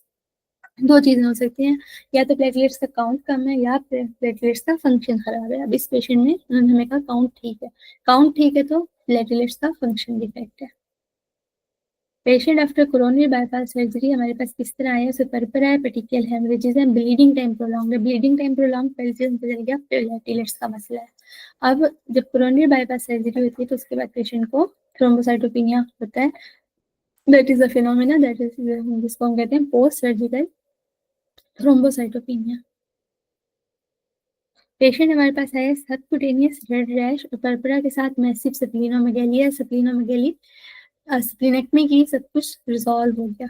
Patient को ये हमारा एक टिपिकल सिनेरियो है, बहुत दफा आएगा, आपने याद रखना है, हेरिडिटरी सफिलोसाइटोसिस है। हेरिडिटरी सफिलोसाइटोसिस के केस के अंदर होता है ये कि जो हमारे हर भी सीजन की शेप सही नहीं है, शेप सही नहीं है तो सफीरोसाइट्स बन गए और उन सफीरोसाइट्स को स्प्लीन क्रैश कर रही है, उसकी वजह से सारे सिम्टम्स आ रहे हैं। जब हम सफीरोसाइट्स को स्प्लीन को निकाल देंगे तो फाइंडिंग रिजॉल्व होने लग जाएंगे, तो that is the hereditary spherocytosis. Surgeon surgery कर रहे हैं, उसको स्किलफुल कोऑर्डिनेशन चाहिए हैंड और माइंड की, तो उसके लिए सेंसरी कंट्रोल अच्छा होना चाहिए। तो सेंसरी उसके हैंड की सेंसेशन ब्रेन तक अच्छी पहुंचनी चाहिए, जैसे सेंसरी फीडबैक सिस्टम इम्पोर्टेंट है। पेशेंट पाकिस्तान है, या पाकिस्तान का आपने इम्पोर्टेंट बात याद रखनी है, Pakistan is endemic for falciparum. ठीक है, एक आपको लोकेशन बताइए। अब उसको क्या हुआ, fever, hypotension, coma, headache, cerebral involve हो गया हुआ है, किडनी इन्वॉल्व हो गए हुए हैं, रेटिक्स काउंट मतलब हेमोलिसिस हो रहा है। तो ये सब कुछ कब होता है, फेल्सीवेरम मलेरिया के अंदर। सेरिब्रल मलेरिया भी होता है, ब्लैक वाटर फीवर भी होता है, हेमोलिसिस भी साथ हो रही होती है, तो पेशेंट को फेल्सीवेरम मलेरिया। अच्छा जी, loose stool, scaly itching, memory problem. Loose stool क्या होता है, डायरिया, स्केली इच कर रही है, स्केली है, पेशेंट को इचिंग हो रही है, क्या होगा पेशेंट को, dermatitis. Memory problem is dementia. तीनों चीजें प्लेगरा में पड़ी थी, pellagra with the vitamin B3 deficiency. ये अपना आपने याद कर लेना है, समझ लेना है, ये हम पढ़ चुके हुए हैं 2 दफा अभी तक, एक दफा फर्स्ट ईयर से, एक दफा पहले किसी पेपर में। B1 की डेफिशिएंसी में क्या क्या है, dry beriberi, wet beriberi, Wernicke's Korsakoff और मेयर इसको कैसे करते हैं, बहुत इंपॉर्टेंट क्वेश्चन है। ट्रांसक्यूटोलेस की एक्टिविटीज हम B1 की डेफिशिएंसी को मेजर करते हैं। मतलब कि अगर ट्रांसक्रिप्टलेस एक्टिव है तो इसका मतलब है B1 है बड़ा। B2 डेफिशिएंसी कॉर्नियल वैक्यूलराइजेशन करवाती है। B3 में पेरेग्रा जो हमारा क्वेश्चन था। B5 is required for the cofactor है कोएंजाइम के लिए, और इसकी डेफिशिएंसी एड्रिनल इनसफिशिएंसी रिलेटेड है। B7 में हमने कहा था कि रॉ एग के अंदर एविडिन होती है, इसके साथ बाइंड करता है, लेकिन it is also carrier of the one carbon. ठीक है, cofactor for the coenzyme is B5, carrier of the one carbon is B7 and the one carbon transfer में इन्वॉल्व B9 होता है। बाकी B7 जो है वो लिवर के मेटाबॉलिज्म में है, B9 एंटीडी न्यूरल ट्यूब डिफेक्ट में B12 हमें पता है मेगैलोब्लास्टिक एनीमिया रिलेटेड है। पेशेंट हमारे पास आए किस चीज से, ठीक है, ये क्वेश्चन आपको रंग बदल बदल के बार बार आ रहा है, इसको एक दफा आप समझ लें, हर दफा यही आ रहा है, बहुत दफा आ रहा है। लेकिन पेशेंट हमारे पास होगा क्या, पेशेंट को हुई मोस्ट प्रोबेबली HIV इम्यूनोडेफिशिएंसी, कोई भी होगी मोस्ट प्रोबेबली HIV होगी। उसके बाद अब यहाँ पर देखें पेशेंट को क्या हो रहा है, डायरिया रहा हुआ है, लिम्फेडिनोपैथी है, ओरल थ्रश है, उसकी इम्यूनिटी कम है, मोस्ट प्रोबेबली उसको कोई HIV है या कोई ऐसा इन्फेक्शन है। अब पेशेंट को क्या हुआ है, कंप्लेन है रेड फेस पेनलेस लीजन और साइज में इंक्रीज हो रहा है, तो this is the Kaposi sarcoma HHV8 related. ठीक है, यहाँ पे कपोसी सारकोमा का दे सकते हैं, HHV8 का दे सकते हैं, आपको ये एक जैसे कंसेप्ट समझ लें। प्रेग्नेंट लेडी है और लेथार्जी वगैरह है, बेबी भी रेस्टलेस है, सीरम फेरेटिन कम है, फेरेटिन कम क्लियर कट आयरन डेफिशिएंसी नहीं है। लेबर पेन के साथ आई है, 2 घंटा हो गए हुए हैं, 2 घंटे में लेबर पेन, उसके बाद डिस्निया हुआ, 15 मिनट में डेथ हो गई। तो मतलब क्या है, जो मिनट्स में होती है प्रेगनेंसी में होती है, that is amniotic fluid embolism. ठीक है, इसका हमारा कंसेप्ट अब तक बहुत अच्छा क्लियर हो चुका है। Which drug needs alkalinization of the urine to excrete out of the body? ये क्वेश्चन दो तरह से आएगा। नंबर 1 क्लियरली पूछा हुआ है आपको कौन सी ड्रग है जिसको अपनी बॉडी से एक्सक्रीट कराने के लिए अल्कलाइजेशन करानी होती है, दैट इज द phenobarbital। दूसरा आपके पास इसका क्वेश्चन आएगा, आई थिंक इसी पेपर में अब, ओके, पेशेंट को आपके पास आया है कोई टॉक्सिसिटी, ड्रग की टॉक्सिसिटी के साथ आपने उसको बाइकार्ब दिया है, मतलब अल्कलाइन किया है उसे, तो सही हो गया वह। तो मतलब क्या था, फेनोबार्बिटोन की उसको टॉक्सिसिटी थी। एलोग्राफ्ट हमारे पास ग्राफ्ट 4 टाइप के होते हैं। ऑटोग्राफ्ट होते हैं सेल्फ टू सेल्फ, अपनी बॉडी से दूसरी जगह पे लग रहा है। एलोग्राफ्ट होता है सेम स्पीशीज है, मतलब ह्यूमन टू ह्यूमन लग रहा है। सेनिग्राफ्ट अगर जो होता है या आइसोग्राफ्ट जो होता है वो आइडेंटिकल ट्विंस के मैंने। जीनोग्राफ्ट में क्या होता है कि बिल्कुल ही डिफरेंट स्पीशीज से ले रहे हैं। क्वेश्चन देखिए हमारे क्या है, एलोग्राफ्ट तो है सेम स्पीशीज से लेंगे। अनकॉन्शियस बॉय आया एज ऑफ 11 के ऊपर, शॉप के अंदर वेन नहीं मिल रही। जब हमें पेरिफेरल वेन ना मिल रही हो, वेनिसेक्शन हम कहाँ पे करते हैं, वेनिसेक्शन के लिए हमारे पास, और लोगों ने अगर ओटी में होते हुए भी देखी होगी, ग्रेट सेफनस वेन करते हैं एनेस्थीसिया मतलब वाले मोस्टली। ग्रेट सेफनस वेन इन्वॉल्व होती है। हैप्टिक नर्व के अंदर सिग्नल कौन से जाते हैं, हैप्टिक नर्व जो सिग्नल लेकर जाती है that is the special somatic afferent. अगला क्वेश्चन जरा समझे, अल्कोहलिक फीमेल है, कफ डिस्निया के साथ आई है, 2 वीक हो गई है, वेट लॉस है, हेमोप्टिसिस भी है।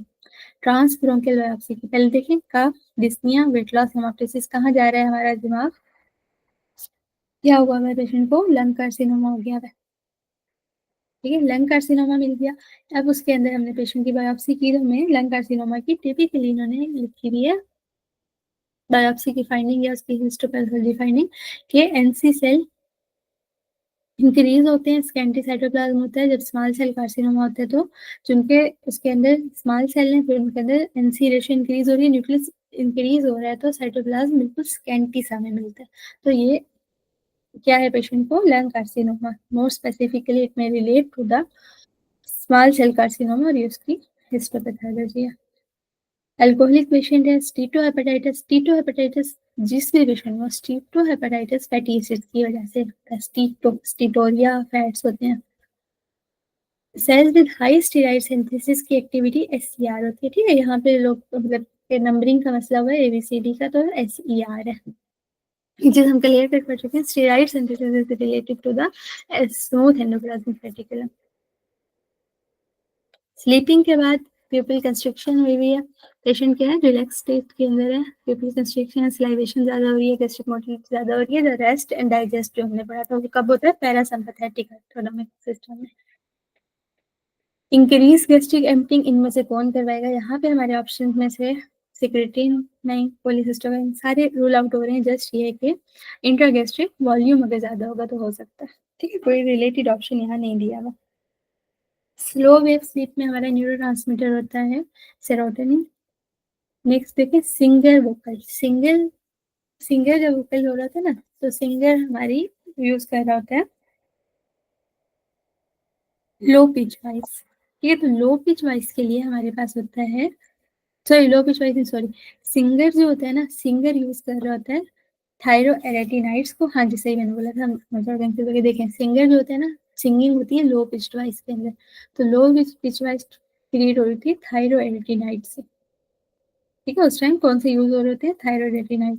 और जो हाई पिच वॉइस होती है वो होती है क्रिकोथायराइड से, ठीक है। अब यहाँ पे भी देखें, बच्चा बहुत जोर जोर से बोल रहा है, पीछे हाई पिच्ड है, इरिटेट हो रही है, उसके लिए लो वाली यूज करो, तो लो के लिए वो कौन सी यूज करेगा, थायरोएरेटिनाइड। और अगर यहाँ पे अपोजिट कर देते, किसी का हाई पिच्ड है, तो हाई पिच्ड के लिए क्या है, क्रिकोएरेटिनाइड, क्रिकोथायराइड सर, ठीक है। अब हम क्वेश्चन सॉल्व करने लगे हैं related to the ABCs. 3 question same same आए हुए हैं, इजी हैं, सॉल्व करने देखें। पहला देखें, हमें सबसे पहले याद है कि हमारी नॉर्मल वैल्यूज क्या थी। नॉर्मल वैल्यू में याद है पीएच कितनी थी, 7.35 से 7.45 तक। कार्बन डाइऑक्साइड कंसेंट्रेशन 35 टू 45 थी, और बाइकार्ब 22 से 26 तक हम ले रहे थे। अगर हम देखें इस पेशेंट में क्या है, पेशेंट में पीएच है 7.2, मतलब क्या है, कम है। कम पीएच मतलब एसिडोटिक साइड पे जा रही है। बाइकार्ब कितने हैं, 16 बाइकार्ब कम होना भी एसिड साइड है। और पीसीओ2 कितना है, 36 नॉर्मल रेंज में, 35 टू 45 नॉर्मल होती है, मतलब कंपनसेशन नहीं हो रही। बाइकार्ब का इशू आया, साथ में पीएच। बाइकार्ब क्या है, एसिड। अगर हमने टिक टैक टो वाला अपना जो मेथड देखा था, टिक टैक टो में हम अगर लगाएं तो हमारा दोनों चीजें, पीएच भी बाइकार्ब भी, दोनों एसिडिक साइड पे आ रही हैं, तो बाइकार्ब की वजह से आ रहा है, तो दिस इज मेटाबॉलिक एसिडोसिस। इसमें भी अगर सेम मेथड लगा के आप सॉल्व कीजिएगा, अभी ना सॉल्व हो तो ग्रुप में भेजना है आपने, मैं कर दूंगी। पीएच कितनी है, 7.54, मतलब पीएच क्या है, इंक्रीज हुई हुई है। PCO2 40 है, और बाइकार्ब 29 है, मतलब इस पेशेंट में अब क्या हो रहा है, बाइकार्ब जो है वो 29 है, 25 2 से 26 मतलब ज्यादा हुआ है। बाइकार्ब कहाँ पर है, एल्कलोसिस वाली साइड पे, और पीएच भी ज्यादा है, एल्कलोसिस वाली साइड पे है, और PCO2 नॉर्मल है ना, 35 तो बाइकार्ब की वजह से, बाइकार्ब की वजह से तो मेटाबॉलिक है, और दूसरी तरफ पीएच उसकी 7.54 है, मतलब बेस वाली साइड पे, तो इसका मतलब है पेशेंट को क्या है, एल्कलोसिस है, metabolic alkalosis. Carbon dioxide normal है, मतलब कंपनसेशन नहीं हो रही, अनकंपनसेटेड मेटाबॉलिक एल्कलोसिस है। नेक्स्ट नाइरो पे है, एस्मा है पेशेंट को, एबीजीज में क्या है, पीएच कितनी है, 7.23, पीएच कम है। कम पीएच मतलब क्या होगा, एसिडिक साइड पे जा रहा है। बाइकार्ब 26 है, मतलब क्या होगा, नॉर्मल है। और हाइपर कितनी हो रहा है, हाइपर कितनी क्या हुआ, कार्बन डाइऑक्साइड ज्यादा है। कार्बन डाइऑक्साइड ज्यादा होने का मतलब क्या हुआ कि पेशेंट को एसिडोटिक साइड है, लेकिन एसिडोसिस अब कार्बन डाइऑक्साइड की वजह से हो रही है, तो दिस इज रेस्पिरेटरी एसिडोसिस, ठीक है। ये 3 चीजें आपने, अगर इस तरह आप कर सकें, टिक टैक टो से किसी भी तरह कर सकें, आंसर आपका आना सही चाहिए। ये वो क्वेश्चन है जो कि कंट्रोवर्शियल है, क्योंकि इसके अंदर इन्होंने ना रीडिंग सही से नहीं लिखी, ठीक है। एग्जैक्ट सेम आंसर वाला थोड़ी सी टाइपिंग मिस्टेक्स हुई हुई हैं। क्वेश्चन हमारे पास रिफ्यूला में मौजूद है, तो हमने इसको हम रिफ्यूला वाला सॉल्व कर लेंगे, ठीक है। क्योंकि यहाँ पे इनसे पेपर टाइप करते हुए प्रॉब्लम है। देखिए रिफ्यूला में अगर हम देखें,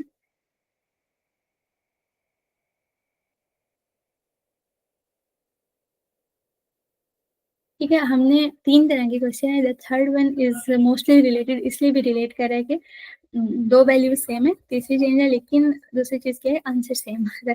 तो आई, मेरा मोस्ट प्रोबेबली समझने का मतलब यही है कि वहां पे उनसे मिस्टेक्स हुई हैं क्वेश्चन टाइप करने वालों से। उन्होंने हमें वैल्यूज सही नहीं दी, उन्होंने हमें ये भी सही नहीं लिखा कि वो हमें बता क्या रहे हैं, हमें यूरिन की कंसेंट्रेशन बता रहे हैं, यूरिन का फ्लो रेट बता रहे हैं, हमें ये भी क्लियर नहीं मेंशन किया इसके वालों से। तो अगर हम देखें, पहली चीज है हमारे पास कहीं भी आ जाए क्रिएटिनिन क्लियरेंस, या कोई भी क्लियरेंस करना है, तो क्लियरेंस के लिए हमें ना 3 चीजें चाहिए कि हमें बताओ कि वो चीज प्लाज्मा में कितनी है, यूरिन में कितनी है, और यूरिन का फ्लो रेट कितना है। जब ये 3 चीजें मैं बताऊंगी तो हम U/V/T से कर सकते हैं, ठीक है। यूरिन में कितनी थी, 100 उन्होंने हमें बताया। वी क्या होता है, यूरिन का फ्लो रेट मल्टीप्लाई और डिवाइडेड बाय प्लाज्मा में कंसेंट्रेशन, तो आंसर यहाँ पे 20 आ रहा है। सेम इसी तरह चल रहा है, UV/P में लगा के, यूरिन के अंदर 10, यूरिन के अंदर कितनी है, concentration of substance in the urine 10 है, और यूरिनरी फ्लो उन्होंने हमें 20 दिया हुआ है, ठीक है, 20 मल्टीप्लाई बाय 10 हो जाएगा। यूवी और प्लाज्मा में 20 है तो डिवाइड 20 से करेंगे 10 हो जाएगा। ये है वो सिनेरियो जो उन्होंने वहाँ पे मिक्सर बनाया हुआ है। प्लाज्मा में क्रिएटिनिन कितनी है 1.2 mg, 24 आवर की यूरिन वॉल्यूम क्या है 1.4 लीटर है, और यूरिन के अंदर कंसेंट्रेशन कितनी है क्रिएटिनिन की 144। तो अगर हमने यू वी और एम के ऊपर करेंगे तो U is equal to, U क्या होता है यूरिन की कंसेंट्रेशन, हम लिखेंगे मल्टीप्लाई बाय वी, वी क्या होता है, वी होता है यूरिन का फ्लो, या यूरिन का फ्लो क्या होता है that is volume over time में ले रहे हैं डिवाइड क्या होता है हमारे पास प्लाज्मा में कंसेंट्रेशन। तो हम इसको डिवाइड करेंगे तो 168 आ जाएगी। उधर के पेपर से परेशान ना हो, आपने क्या प्लान याद रखना है अपना, ये फार्मूला, ये फार्मूला आपको आता है, आप अपने पेपर में कर लेंगे this. Here the thing is, ठीक है, देखें यहाँ भी 168 इन्होंने निकाला हुआ है, लेकिन ये 1.140 1.4 भी वही है, लेकिन इनसे यहाँ टाइपिंग मिस्टेक हुई है, फ्लो मेंशन कर दिए और यहाँ कुछ पॉइंट्स नहीं है। एट द एंड आपने क्या करना है, आपके पास जो रीडिंग होंगी पेपर के अंदर, आपको यू होगा, वी होगा और पी होगा, आपने उनसे निकाल लेना, ठीक है, ये क्लियर हो गया। Receptor detects the pressure despite continuous pressure, कौन सा क्या होता है रिसेप्टर्स में कि वो कंटिन्यूअस प्रेशर्स को, नर्व के अंदर कौन सी प्रॉपर्टी है कंटिन्यूअस स्टिमुलाई को डिटेक्ट कर लेते हैं, this is the adaptation. Student examine करेंगे कि ये क्वेश्चन है बहुत दफा एग्जैक्ट सेम आएगा, तो इसको ना कर लें, एक दफा कर लें, ये बहुत दफा आएगा, आपने याद क्या रखना है, सेल्स को कनेक्ट करने वाली प्रोटीन क्या है, connect is the naked, naked से याद रखें, फाइब्रोनेक्टिन कनेक्ट करती है। ये क्वेश्चन कल आया हुआ था कि सीधा सीधा पूछा हुआ था कि एक्सटर्नल एयर की और ट्रेगस की कहाँ से बन रहे हैं, तो तब हमने कहा था फर्स्ट सेकंड फ्रिंजियल आर्च से। अब एक्सटर्नल एयर और ट्रेगस का मसला आया हुआ है, तो किस चीज का मसला होगा, जो आर्च का, फर्स्ट सेकंड फ्रिंजियल आर्च का मसला, ठीक है, समझ आ रहा है, सेम क्वेश्चन है, वर्डिंग चेंज है, पेपर में परेशान नहीं होना, 90% क्वेश्चन होंगे आपने कहीं ना कहीं पढ़े हुए होंगे। नर्व सप्लाई है माइलोहाइड की, और वो किसी और मसल को भी कह रही थी, हमने नर्व सप्लाई माइलोहाइड की पढ़ी थी, हमने कहा था ये होती है माइलोहाइड नर्व से, और माइलोहाइड नर्व किसकी ब्रांच थी, इंफीरियर एल्वियुलर नर्व की, तो माइलोहाइड को सप्लाई करी थी, और दूसरा ये जाके इंटीरियर बेली ऑफ डाइगेस्टिक को भी कर रही थी, तो नर्व जो है वो दोनों को कर रही है। कल वाला क्वेश्चन फिर आया हुआ है, कल हमने कहा था राइट साइड पर ब्रोंकस दो में डिवाइड हो जाता है, पल्मोनरी आर्टरी के ऊपर जा रहा है नीचे जा रहा है, ऊपर जा रहा है तो एप आर्टेरियल होता है, नीचे जा रहा है हाइपर आर्टेरियल होता है, एप आर्टेरियल वाला आगे सप्लाई कहाँ कर रहा होता है, राइट सुपीरियर लोब के ऊपर। अगला देखिए क्वेश्चन, जो मैंने आपको अभी पीछे एक बात बताई थी कि कोई भी अगर आपके पास पेशेंट टॉक्सिसिटी ड्रग के साथ आ रहा है, आप यहाँ पे देखिए पेशेंट ड्राउजी है, माइल्ड डिप्रेशन है, आपने उसको मैनेज किया, आपने उसको बाइकार्ब दिया, बाइकार्ब दिया मतलब अल्कलाइजेशन की है, अल्कलाइजेशन किस ड्रग में करते हैं, फिनोबार्बिटोन, या गलती से मार्क में लिखा हुआ है फिनोबार्बिटोन में करते हैं। बॉय खड़ा हुआ है और उसको पीछे से बिहाइंड से धक्का दिया है, तो हिप फॉरवर्ड हुई है लेकिन फेमरल हेड की डिस्प्लेसमेंट नहीं हुई, तो कौन सेव कर होता है, इलियो फेमरल लिगामेंट। पीएन का वेस्कुलाइटिस विद पीएन का हेपेटाइटिस बी के साथ होता है, क्या ये वेस्कुलाइटिस के साथ हमने याद किए थे पीएन का वाले, that is related to happy. Exercise में लंग के 1, 2 और 3 जोन में ब्लड फ्लो इंक्रीज हो जाता है।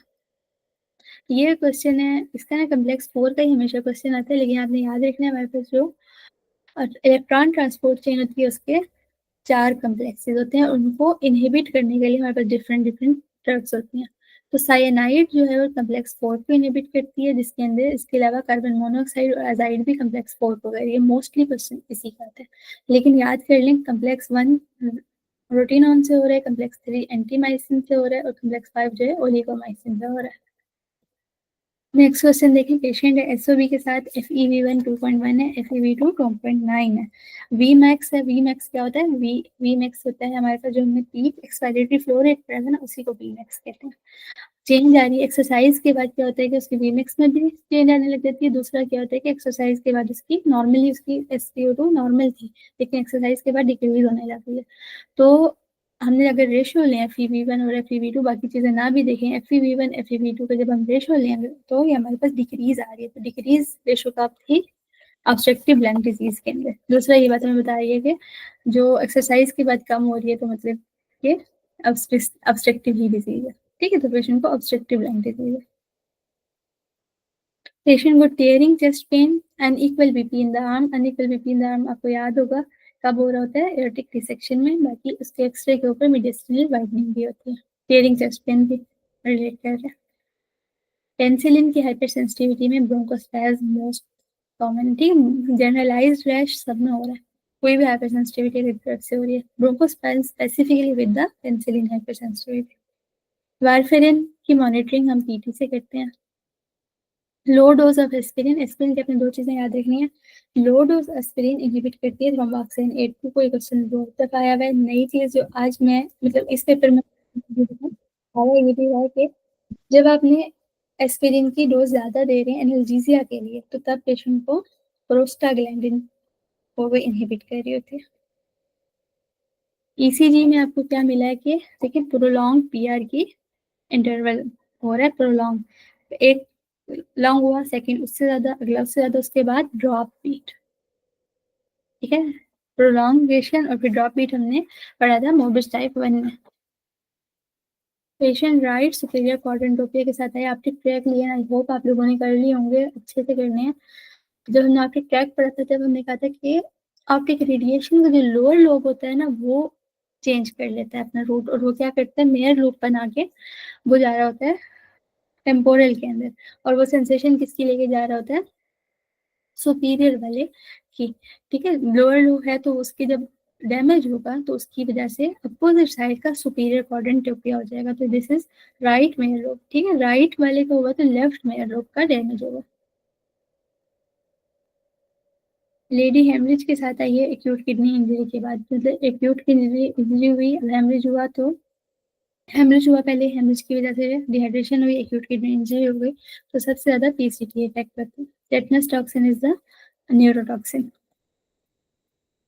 4 साल का बॉय है आपके पास, सवेयर प्रोफ्यूज वाटरी डायरिया के साथ है, 20 एपिसोड्स आ रही हैं, profuse severe watery diarrhoea rice water stool, याद आ रहा है, सवेयरली एकदम जब डिहाइड्रेशन में ले जाते हैं, एफर्टलेस वॉमिटिंग आ रही है, कंटिन्यूसली चल रहा है, this is related to cholera, fibro cholera. Muscle attached to the more than one joint and prevent the excessive movement of the proximal joint is called the fixator muscles. For example, जो हमारे rotator cuff muscles होते हैं वो fixator होते हैं, एक joint से ज्यादा में अटैच हो सकते हैं। दो important बात क्या है, proximal joint की movement को excessive को रोक रहे होते हैं। ये सीक्वेंस अब आई होप कभी नहीं भूलेगा, बहुत दफा आया हुआ है, एमरैट से किया था, वैसे किया था, एक्यूट इन्फ्लेमेशन के अंदर डायग्राम से देखा था। सबसे पहले क्या होता है, migration, rolling, adhesion and then transmigration. ये सिनेरियो देखें, सेम सिनेरियो कल आया था लेकिन ट्रीटमेंट नहीं पूछी हुई थी बल्कि डायग्नोसिस पूछा हुआ था। एक्यूटली हो रहा है पेशेंट को एकदम हेडेक, डिस्निया, पेल्पिटेशन और पाउंडिंग डाउन है, एंग्शियस है, लेथार्जिक है, हुआ गया एकदम उसका बीपी इतना रेज हो गया है, पोटेशियम कम है, एकदम बीपी रेज होना क्या होता है, हाइपरटेंसिव क्राइसिस होते हैं। इसमें जब पेशेंट को उसके साथ हेडेक, पैल्पिटेशन वगैरह शुरू हो जाए, पोटेशियम कम मिल रहा हो, तो हम फौरन क्या सोचते हैं, पेशेंट को क्या है, फियोक्रोमोसाइटोमा, और ये पेशेंट अब एक्यूट हाइपरटेंसिव क्राइसिस के अंदर है। तो फियोक्रोमोसाइटोमा में इमीडिएटली हम अल्फा 1 ब्लॉक कर देते हैं पेशेंट। पेशेंट हमारे पास आई है जी एसओबी के साथ, देखें इरेगुलरली इरेगुलर पल्स, क्या होती है, एट्रियल फिब्रिलेशन। एट्रियल फिब्रिलेशन हमने कहा था किसके साथ होती है, माइट्रल के साथ, स्टेनोसिस के साथ। तो माइट्रल के अंदर क्या होता है, पेशेंट को माइट्रल स्टेनोसिस में डायस्टोलिक मरमर होता है, दोनों चीजें कंफर्म। इसके साथ और क्या होता है, माइट्रल स्टेनोसिस में पी माइट्रेल होता है, तो रिलेट करें। एंटीरियर चेस्ट के ऊपर स्टैब वुंड हुआ है, मसल क्रॉस हो गए, अगला स्ट्रक्चर क्या आता है, एंडोथोरेसिक fascia. Ventricle and the central canal lined by the which cell which produce the CSF. CSF कौन produce कर रहा था, एपेंडाइनल cells। फीमेल आई है हमारे पास कोल्ड इंटॉलरेंस के साथ, रैपिड वेट गेन है, वेट गेन और कोल्ड इंटॉलरेंस, क्या समझ आया पेशेंट को, क्या है, हाइपोथायराइड है। तो हाइपोथायराइड में T3 T4 कम होंगे, फीडबैक ना जाने की वजह से TSH इंक्रीज हो जाएगा। पेशेंट आईसीयू में, उसे मैकेनिकल वेंटिलेशन रखी हुई है, एंशियस है, तो आपने क्या करना है, उसे काउंसलिंग करना है कि आपकी जरूरत है, ठीक है, बाकी कुछ भी नहीं हो सकता, आप उसको विजिट से भी नहीं रोकेंगे, वो पहले ही एंशियस है। इन्फेक्शन रिलेट नहीं कर रहा, हमें उसे वेंटिलेटर रिलेटेड कुछ करना है, स्टाफ से बात करना, जिन्हें रोकना, हमें उसे काउंसिल करना है। Bone marrow biopsy ventral area quest से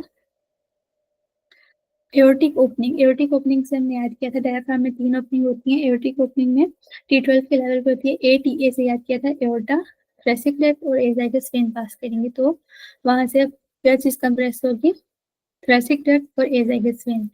T12 के लेवल पे एओर्टिक थी, T10 के लेवल पे एसोफेगस थी, वहां से एसोफेगस के साथ वेगस दोनों और लिम्फेटिक्स हैं। केवल ओपनिंग में से केवा तो AVC, इंफीरियर वेना केवा और राइट फ्रेनिक गुजरेंगे। पोस्चर के चेंज के साथ सिंकपी हमें बहुत पुरानी बात है, यहाँ पहली दफा आई है, लेकिन पोस्चर के साथ अगर हो रही है दैट इज वेजोवेगल सिंकपी होती है, तो पेशेंट को वेजोवेगल स्टिमुलेशन से हुई है। सर्फेक्टेंट क्या करता है, सर्फेक्टेंट क्यों होता है हमारे बॉडी के अंदर, लंग्स के अंदर सर्फेक्टेंट जो एयर और फ्लूइड के अंदर जो सरफेस टेंशन बन रही होती है उसको डिक्रीज करता है। जब उसको डिक्रीज करता है तो लंग की कंप्लाइंस को ज्यादा करता है नॉर्मली। अब जब सर्फेक्टेंट ठीक है अब है तो वो क्या करेगा, वो कंप्लाइंस को इंक्रीज करेगा, और सर्फेक्टेंट नहीं होगा तो क्या होगा, सरफेस टेंशन डिक्रीज और compliance, surface tension increase compliance decrease हो जाएगा, अपोजिट काम हो जाएगा। होमोसिस्टीन B12 के साथ था। ठीक है, ये आपने वाइटामिन अच्छे से करना है। ये क्वेश्चन है थोड़ा सा समझे। देखिए हमारे पास एक GCS आ रहा है, GCS में हमारे पास क्या होती है, तीन चीजें होती है ना। नंबर 1 आई ओपनिंग पेशेंट की कितनी है, 4 है, मतलब सही है। आई ओपनिंग में हम क्या देख लेते हैं, पेशेंट का जो ब्रेन स्टेम में रेटिकुलर एक्टिवेटिंग सिस्टम है वो काम कर रहा है, सही कर रहा है, 4 है। बी को भी छोड़ दें, M क्या होता है, मोटर कंट्रोल देख रहे हैं। मोटर कंट्रोल में हम क्या देख रहे हैं, पेशेंट का 5 है, मतलब वो पेन को लोकलाइज कर रहा है, पेन को लोकलाइज कर रहा है तो मतलब सही है, मोटर कॉर्टेक्स भी ठीक है। मसला कहाँ है, वी उसका 3 है। V3 का क्या मतलब है, उसकी स्पीच कंफ्यूज्ड स्पीच है, मतलब कि उसका वो एरिया इन्वॉल्व हो रहा है जो स्पीच के रिलेटेड है। वो हमारे ब्रेन में कौन सा होता है, स्पीच रिलेटेड टेम्पोरल लोब, तो टेम्पोरल लोब का इशू है। What take place in neurogenic shock, neurogenic shock के अंदर सिंपैथेटिक टोन का लॉस हो रहा था ना, तो इसलिए पेशेंट को कार्डी वो सॉरी वेजोडाइलेशन हो जाएगी।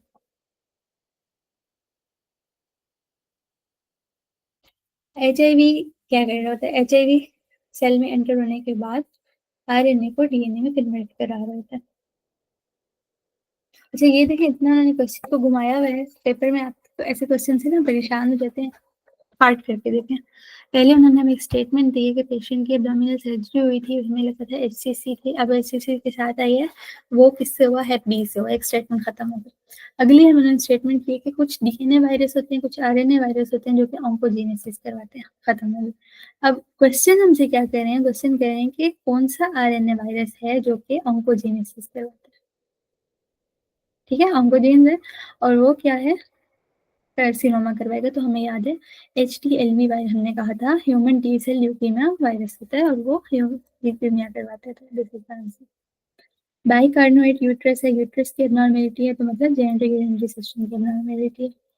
अर्ली, ठीक है, ये अब सारी हमने आई थिंक फर्स्ट पेपर में किया था, फर्स्ट पेपर से आपने अभी तक जो पेपर किए ना, आपको समझ आ रहा होगा, सेम सेम चीजें रिपीट हो रही हैं लेकिन स्टाइल चेंज है। तो आपका कंसेप्ट अगर इस चीज का क्लियर है आप पिक कर सकते हैं। देखिए अर्ली एडोलेसेंट आया है, और prominent forehead, everted ear, long mandible. Long mandible मैंने आपको कहा था एक अपने पास रखें, उसके लॉन्ग मैंडिबल होंगे, लॉन्ग फोरहेड टर्म आ सकती है, मैंडिबल लॉन्ग स्पेशली, और भी लॉन्ग चीजें मिलेंगे अभी देखते हैं। और हाइपरगोनेडिज्म है, देखते हैं हाइपरगोनेडिज्म और कब मिल रहा है, जब पेशेंट एडोलेसेंस के अंदर। तो ये सब कुछ फ्रेजाइल एक्स सिंड्रोम में हो रहा होता है।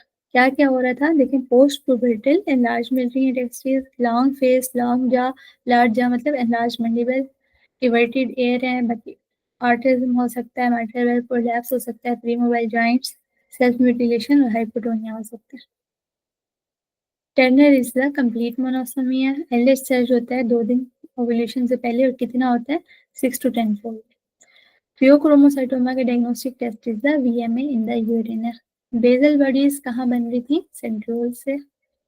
साइटोकेरेटिन क्या होता है, साइटोकेरेटिन इंटरमीडिएट फिलामेंट, इसकी क्लिनिकली क्या इंपॉर्टेंस है, हम मेटाप्लेजिया डिस्प्लेजिया की डिग्री के लिए इसको चेक करते हैं, इसको चेक करने के लिए, डिटेक्ट करने के लिए। एल्डोस्टेरोन का ये जब हमने शुरू की थी एंडोमेट्रियम, हमने याद की थी कि एल्डोस्टेरोन ADH के उल्टे हैं इफेक्ट। ठीक है, एल्डोस्टेरोन सबसे ज्यादा काम करता है CCT पे, फिर DCT, फिर CP। ठीक है, यहाँ पे जो ऑप्शन है वो इनमें से पिक करेंगे, ADH का अपोजिट हो जाता है, तो ये याद करना है। मदर का ग्रुप ए नेगेटिव है, बेबी का ओ पॉजिटिव है, आपने एंटीजन टेस्टिंग करनी होती है, सिंपली ABO करेंगे। Third month of immunological period में सेल जो इन्वेट करते हैं एपिडर्मिस को, और वो न्यूरल क्रेस्ट से बने। न्यूरल क्रेस्ट से कोई सेल बन रहे हैं और वो एपिडर्मिस में जा रहे हैं, वो कौन से होते हैं? मेलानोसाइट्स, और वो क्या करते हैं? मेलाटोनिन बनाते हैं। ECG किया आपने, साटूथ वेव, साटूथ वेव से आपको पता चाहिए, ठीक है, ऐसे क्लू पॉइंट अपने पास रखने हैं।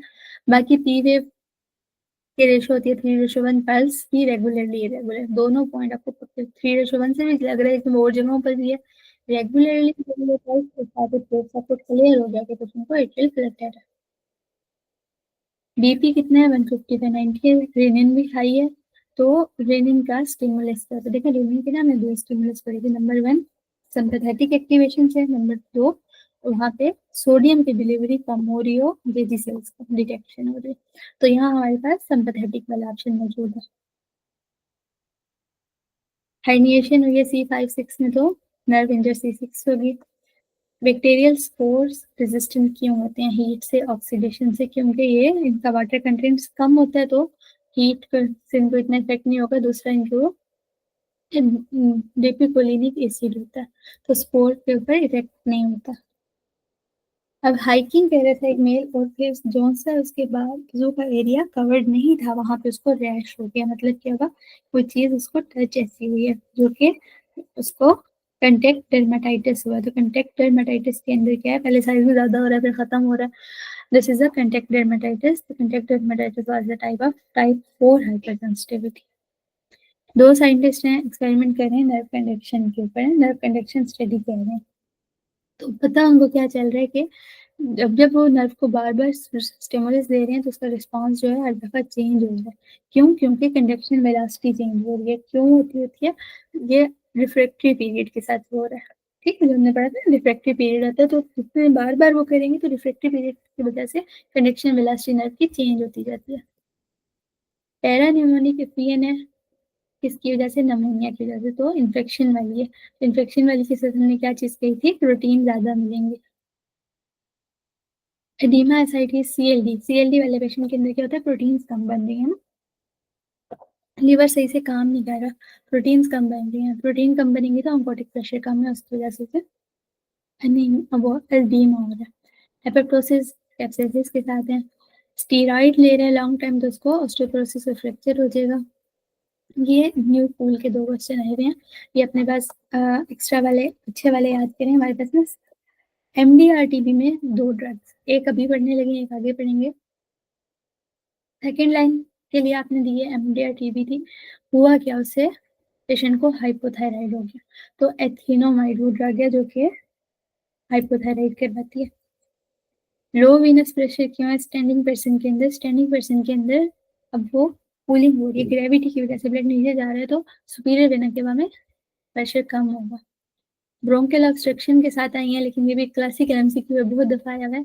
ब्रोंकियल ऑब्स्ट्रक्शन है, लेकिन एल्विलाई में फिर भी थोड़ी सी एरेशन हो रही है, क्योंकि जो दो एल्विलाई आपस में अटैच होते हैं ना, वहाँ पे पोर्स होते हैं, तो पोर्स ऑफ कोहन्स कहते हैं, उसके थ्रू एल्विलाई की एरेशन चलती रहती है।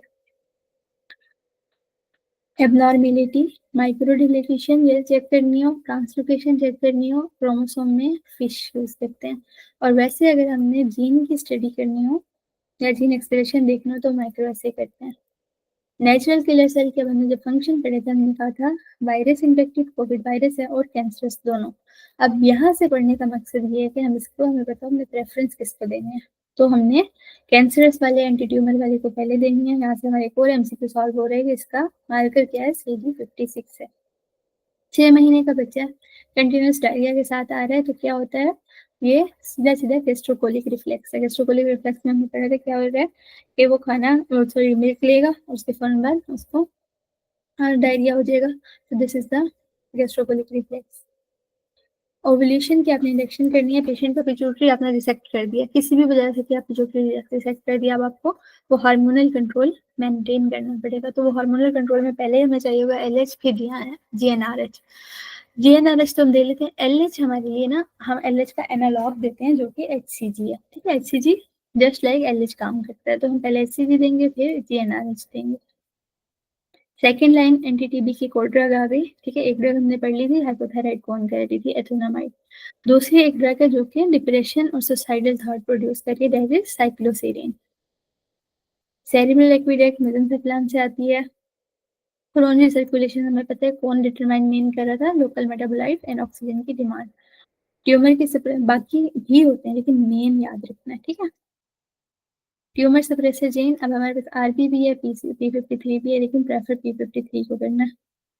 पल्मोनरी डिजीज है, मोस्ट कॉमनली एसोसिएटेड स्मोकिंग के साथ, और ये इसके अंदर होता क्या है, यहाँ से आपको क्लियर कट बता रहे हैं। एनलार्ज ओवर इन्फ्लेटेड लंग्स हैं, अल्वियोलर वॉल की डिस्ट्रक्शन हुई हुई है, इलास्टिक तो रेयरली इलास्टिक रिकॉइल किसमें कम होता है, एम्फाइसीमा के अंदर। 40 इयर्स ओल्ड मैन है, वो ईयर में आए किसके साथ, बॉडी की वीकनेस है और एक यूरिया है, कोई ड्रग उसने ली थी। अब उसके यूरिन में क्या है जी, स्पेसिफिक ग्रेविटी देखें, यूरिया क्रिएटिनिन रेज्ड है, एएलटी भी रेज्ड है, साथ में यूरिन में कैल्शियम कैल्शियम मिल रहा हो, नेफ्रोकैल्सिनोसिस बना देना। थर्ड डिग्री हार्ट फेलियर में, थर्ड डिग्री हार्ट साउंड हमने कल के पेपर में की थी, उससे पिछले पेपर में की थी।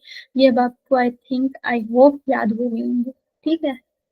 तो आपने थर्ड डिग्री कौन सी, थर्ड हार्ट साउंड जो होती है वो वेंट्रिकुलर फिलिंग की वजह से होती है।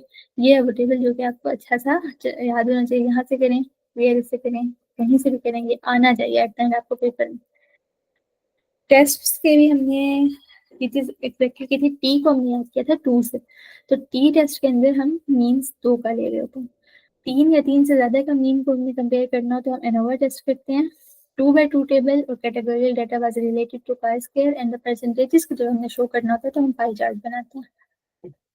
अब ये आपका एक दोबारा से नई चीज है, मतलब कि जो हमने पहले पेपर्स में नहीं सॉल्व की, तो इसको आपने, ये देखिए होता क्या है, हम मसल के फाइबर के ऊपर लेयर्स पढ़ रहे हैं या नर्व की, तरतीब सेम रहेगी। सबसे पहले देखें क्या होता है, जो एपिमाइजियम है ना, वो एंटायर मसल को बाहर, सबसे पहले एपिमाइजियम पूरा मसल कंट्रोल कवर किया। उसके बाद आया जी पेरीमाइजियम, पेरीमाइजियम ने क्या है, मसल के एक पूरे फेसिकुलस को, मतलब बंडल ऑफ मसल फाइबर को कवर कर। सबसे अंदर क्या आया, एंडोमाइजियम, एंडोमाइजियम ने क्या किया, जस्ट एक मसल फाइबर को, ठीक है। माइजियम वाज सेम इसी तरह करके, अगर हम नर्व पे देखें तो नर्व में भी सबसे पहले एपिन्यूरियम आएगी, उसने एंटायर नर्व को किया। उसके बाद क्या आएगी, पेरिन्यूरियम, उसने नर्व के बंडल को, नर्व फाइबर के बंडल को किया। उसके बाद एंडोमाइजियम, एंडोमाइजियम क्या करती है, कवर एक इंडिविजुअल नर्व फाइबर को कवर करती है। ट्रीटमेंट ले रही है आपने, उसको मिथाइल डोपा दिया है, मिथाइल डोपा का मैकेनिज्म क्या होता है, सेंट्रल अल्फा 2 रिसेप्टर पे इफेक्ट करती है। पिट्यूटरी ग्लैंड अब तक याद हो गए होंगे, पिट्यूटरी ग्लैंड के रिलेशनशिप्स, पिट्यूटरी ग्लैंड के एंटीरियरली क्या गुजर रही होती है, optic nerve, superiorly optic chiasma, sides पे कैवर्नस साइनस होता है और नीचे सेफिनाइड बोन होती है। तो उसके सेपरेट के लिहाज से आपने देख लेनी है, अगर आपसे बोन ही पूछा है तो बोन उसके नीचे बड़ी हुई सेफिनाइड पे जाएगी। एंटीरियर वाला बहुत दफा क्वेश्चन आया हुआ है, तो एंटीरियरली अगर सेपरेट होगा, कंप्रेस करेगा, किसको करेगा, ऑप्टिक नर्व को। सुपीरियरली होगा तो क्लेज्मा को करेगा, साइड्स पे जाएगा तो कैवर्नस साइनस को। तो इस पेपर हमारा कंप्लीट हुआ, थैंक यू।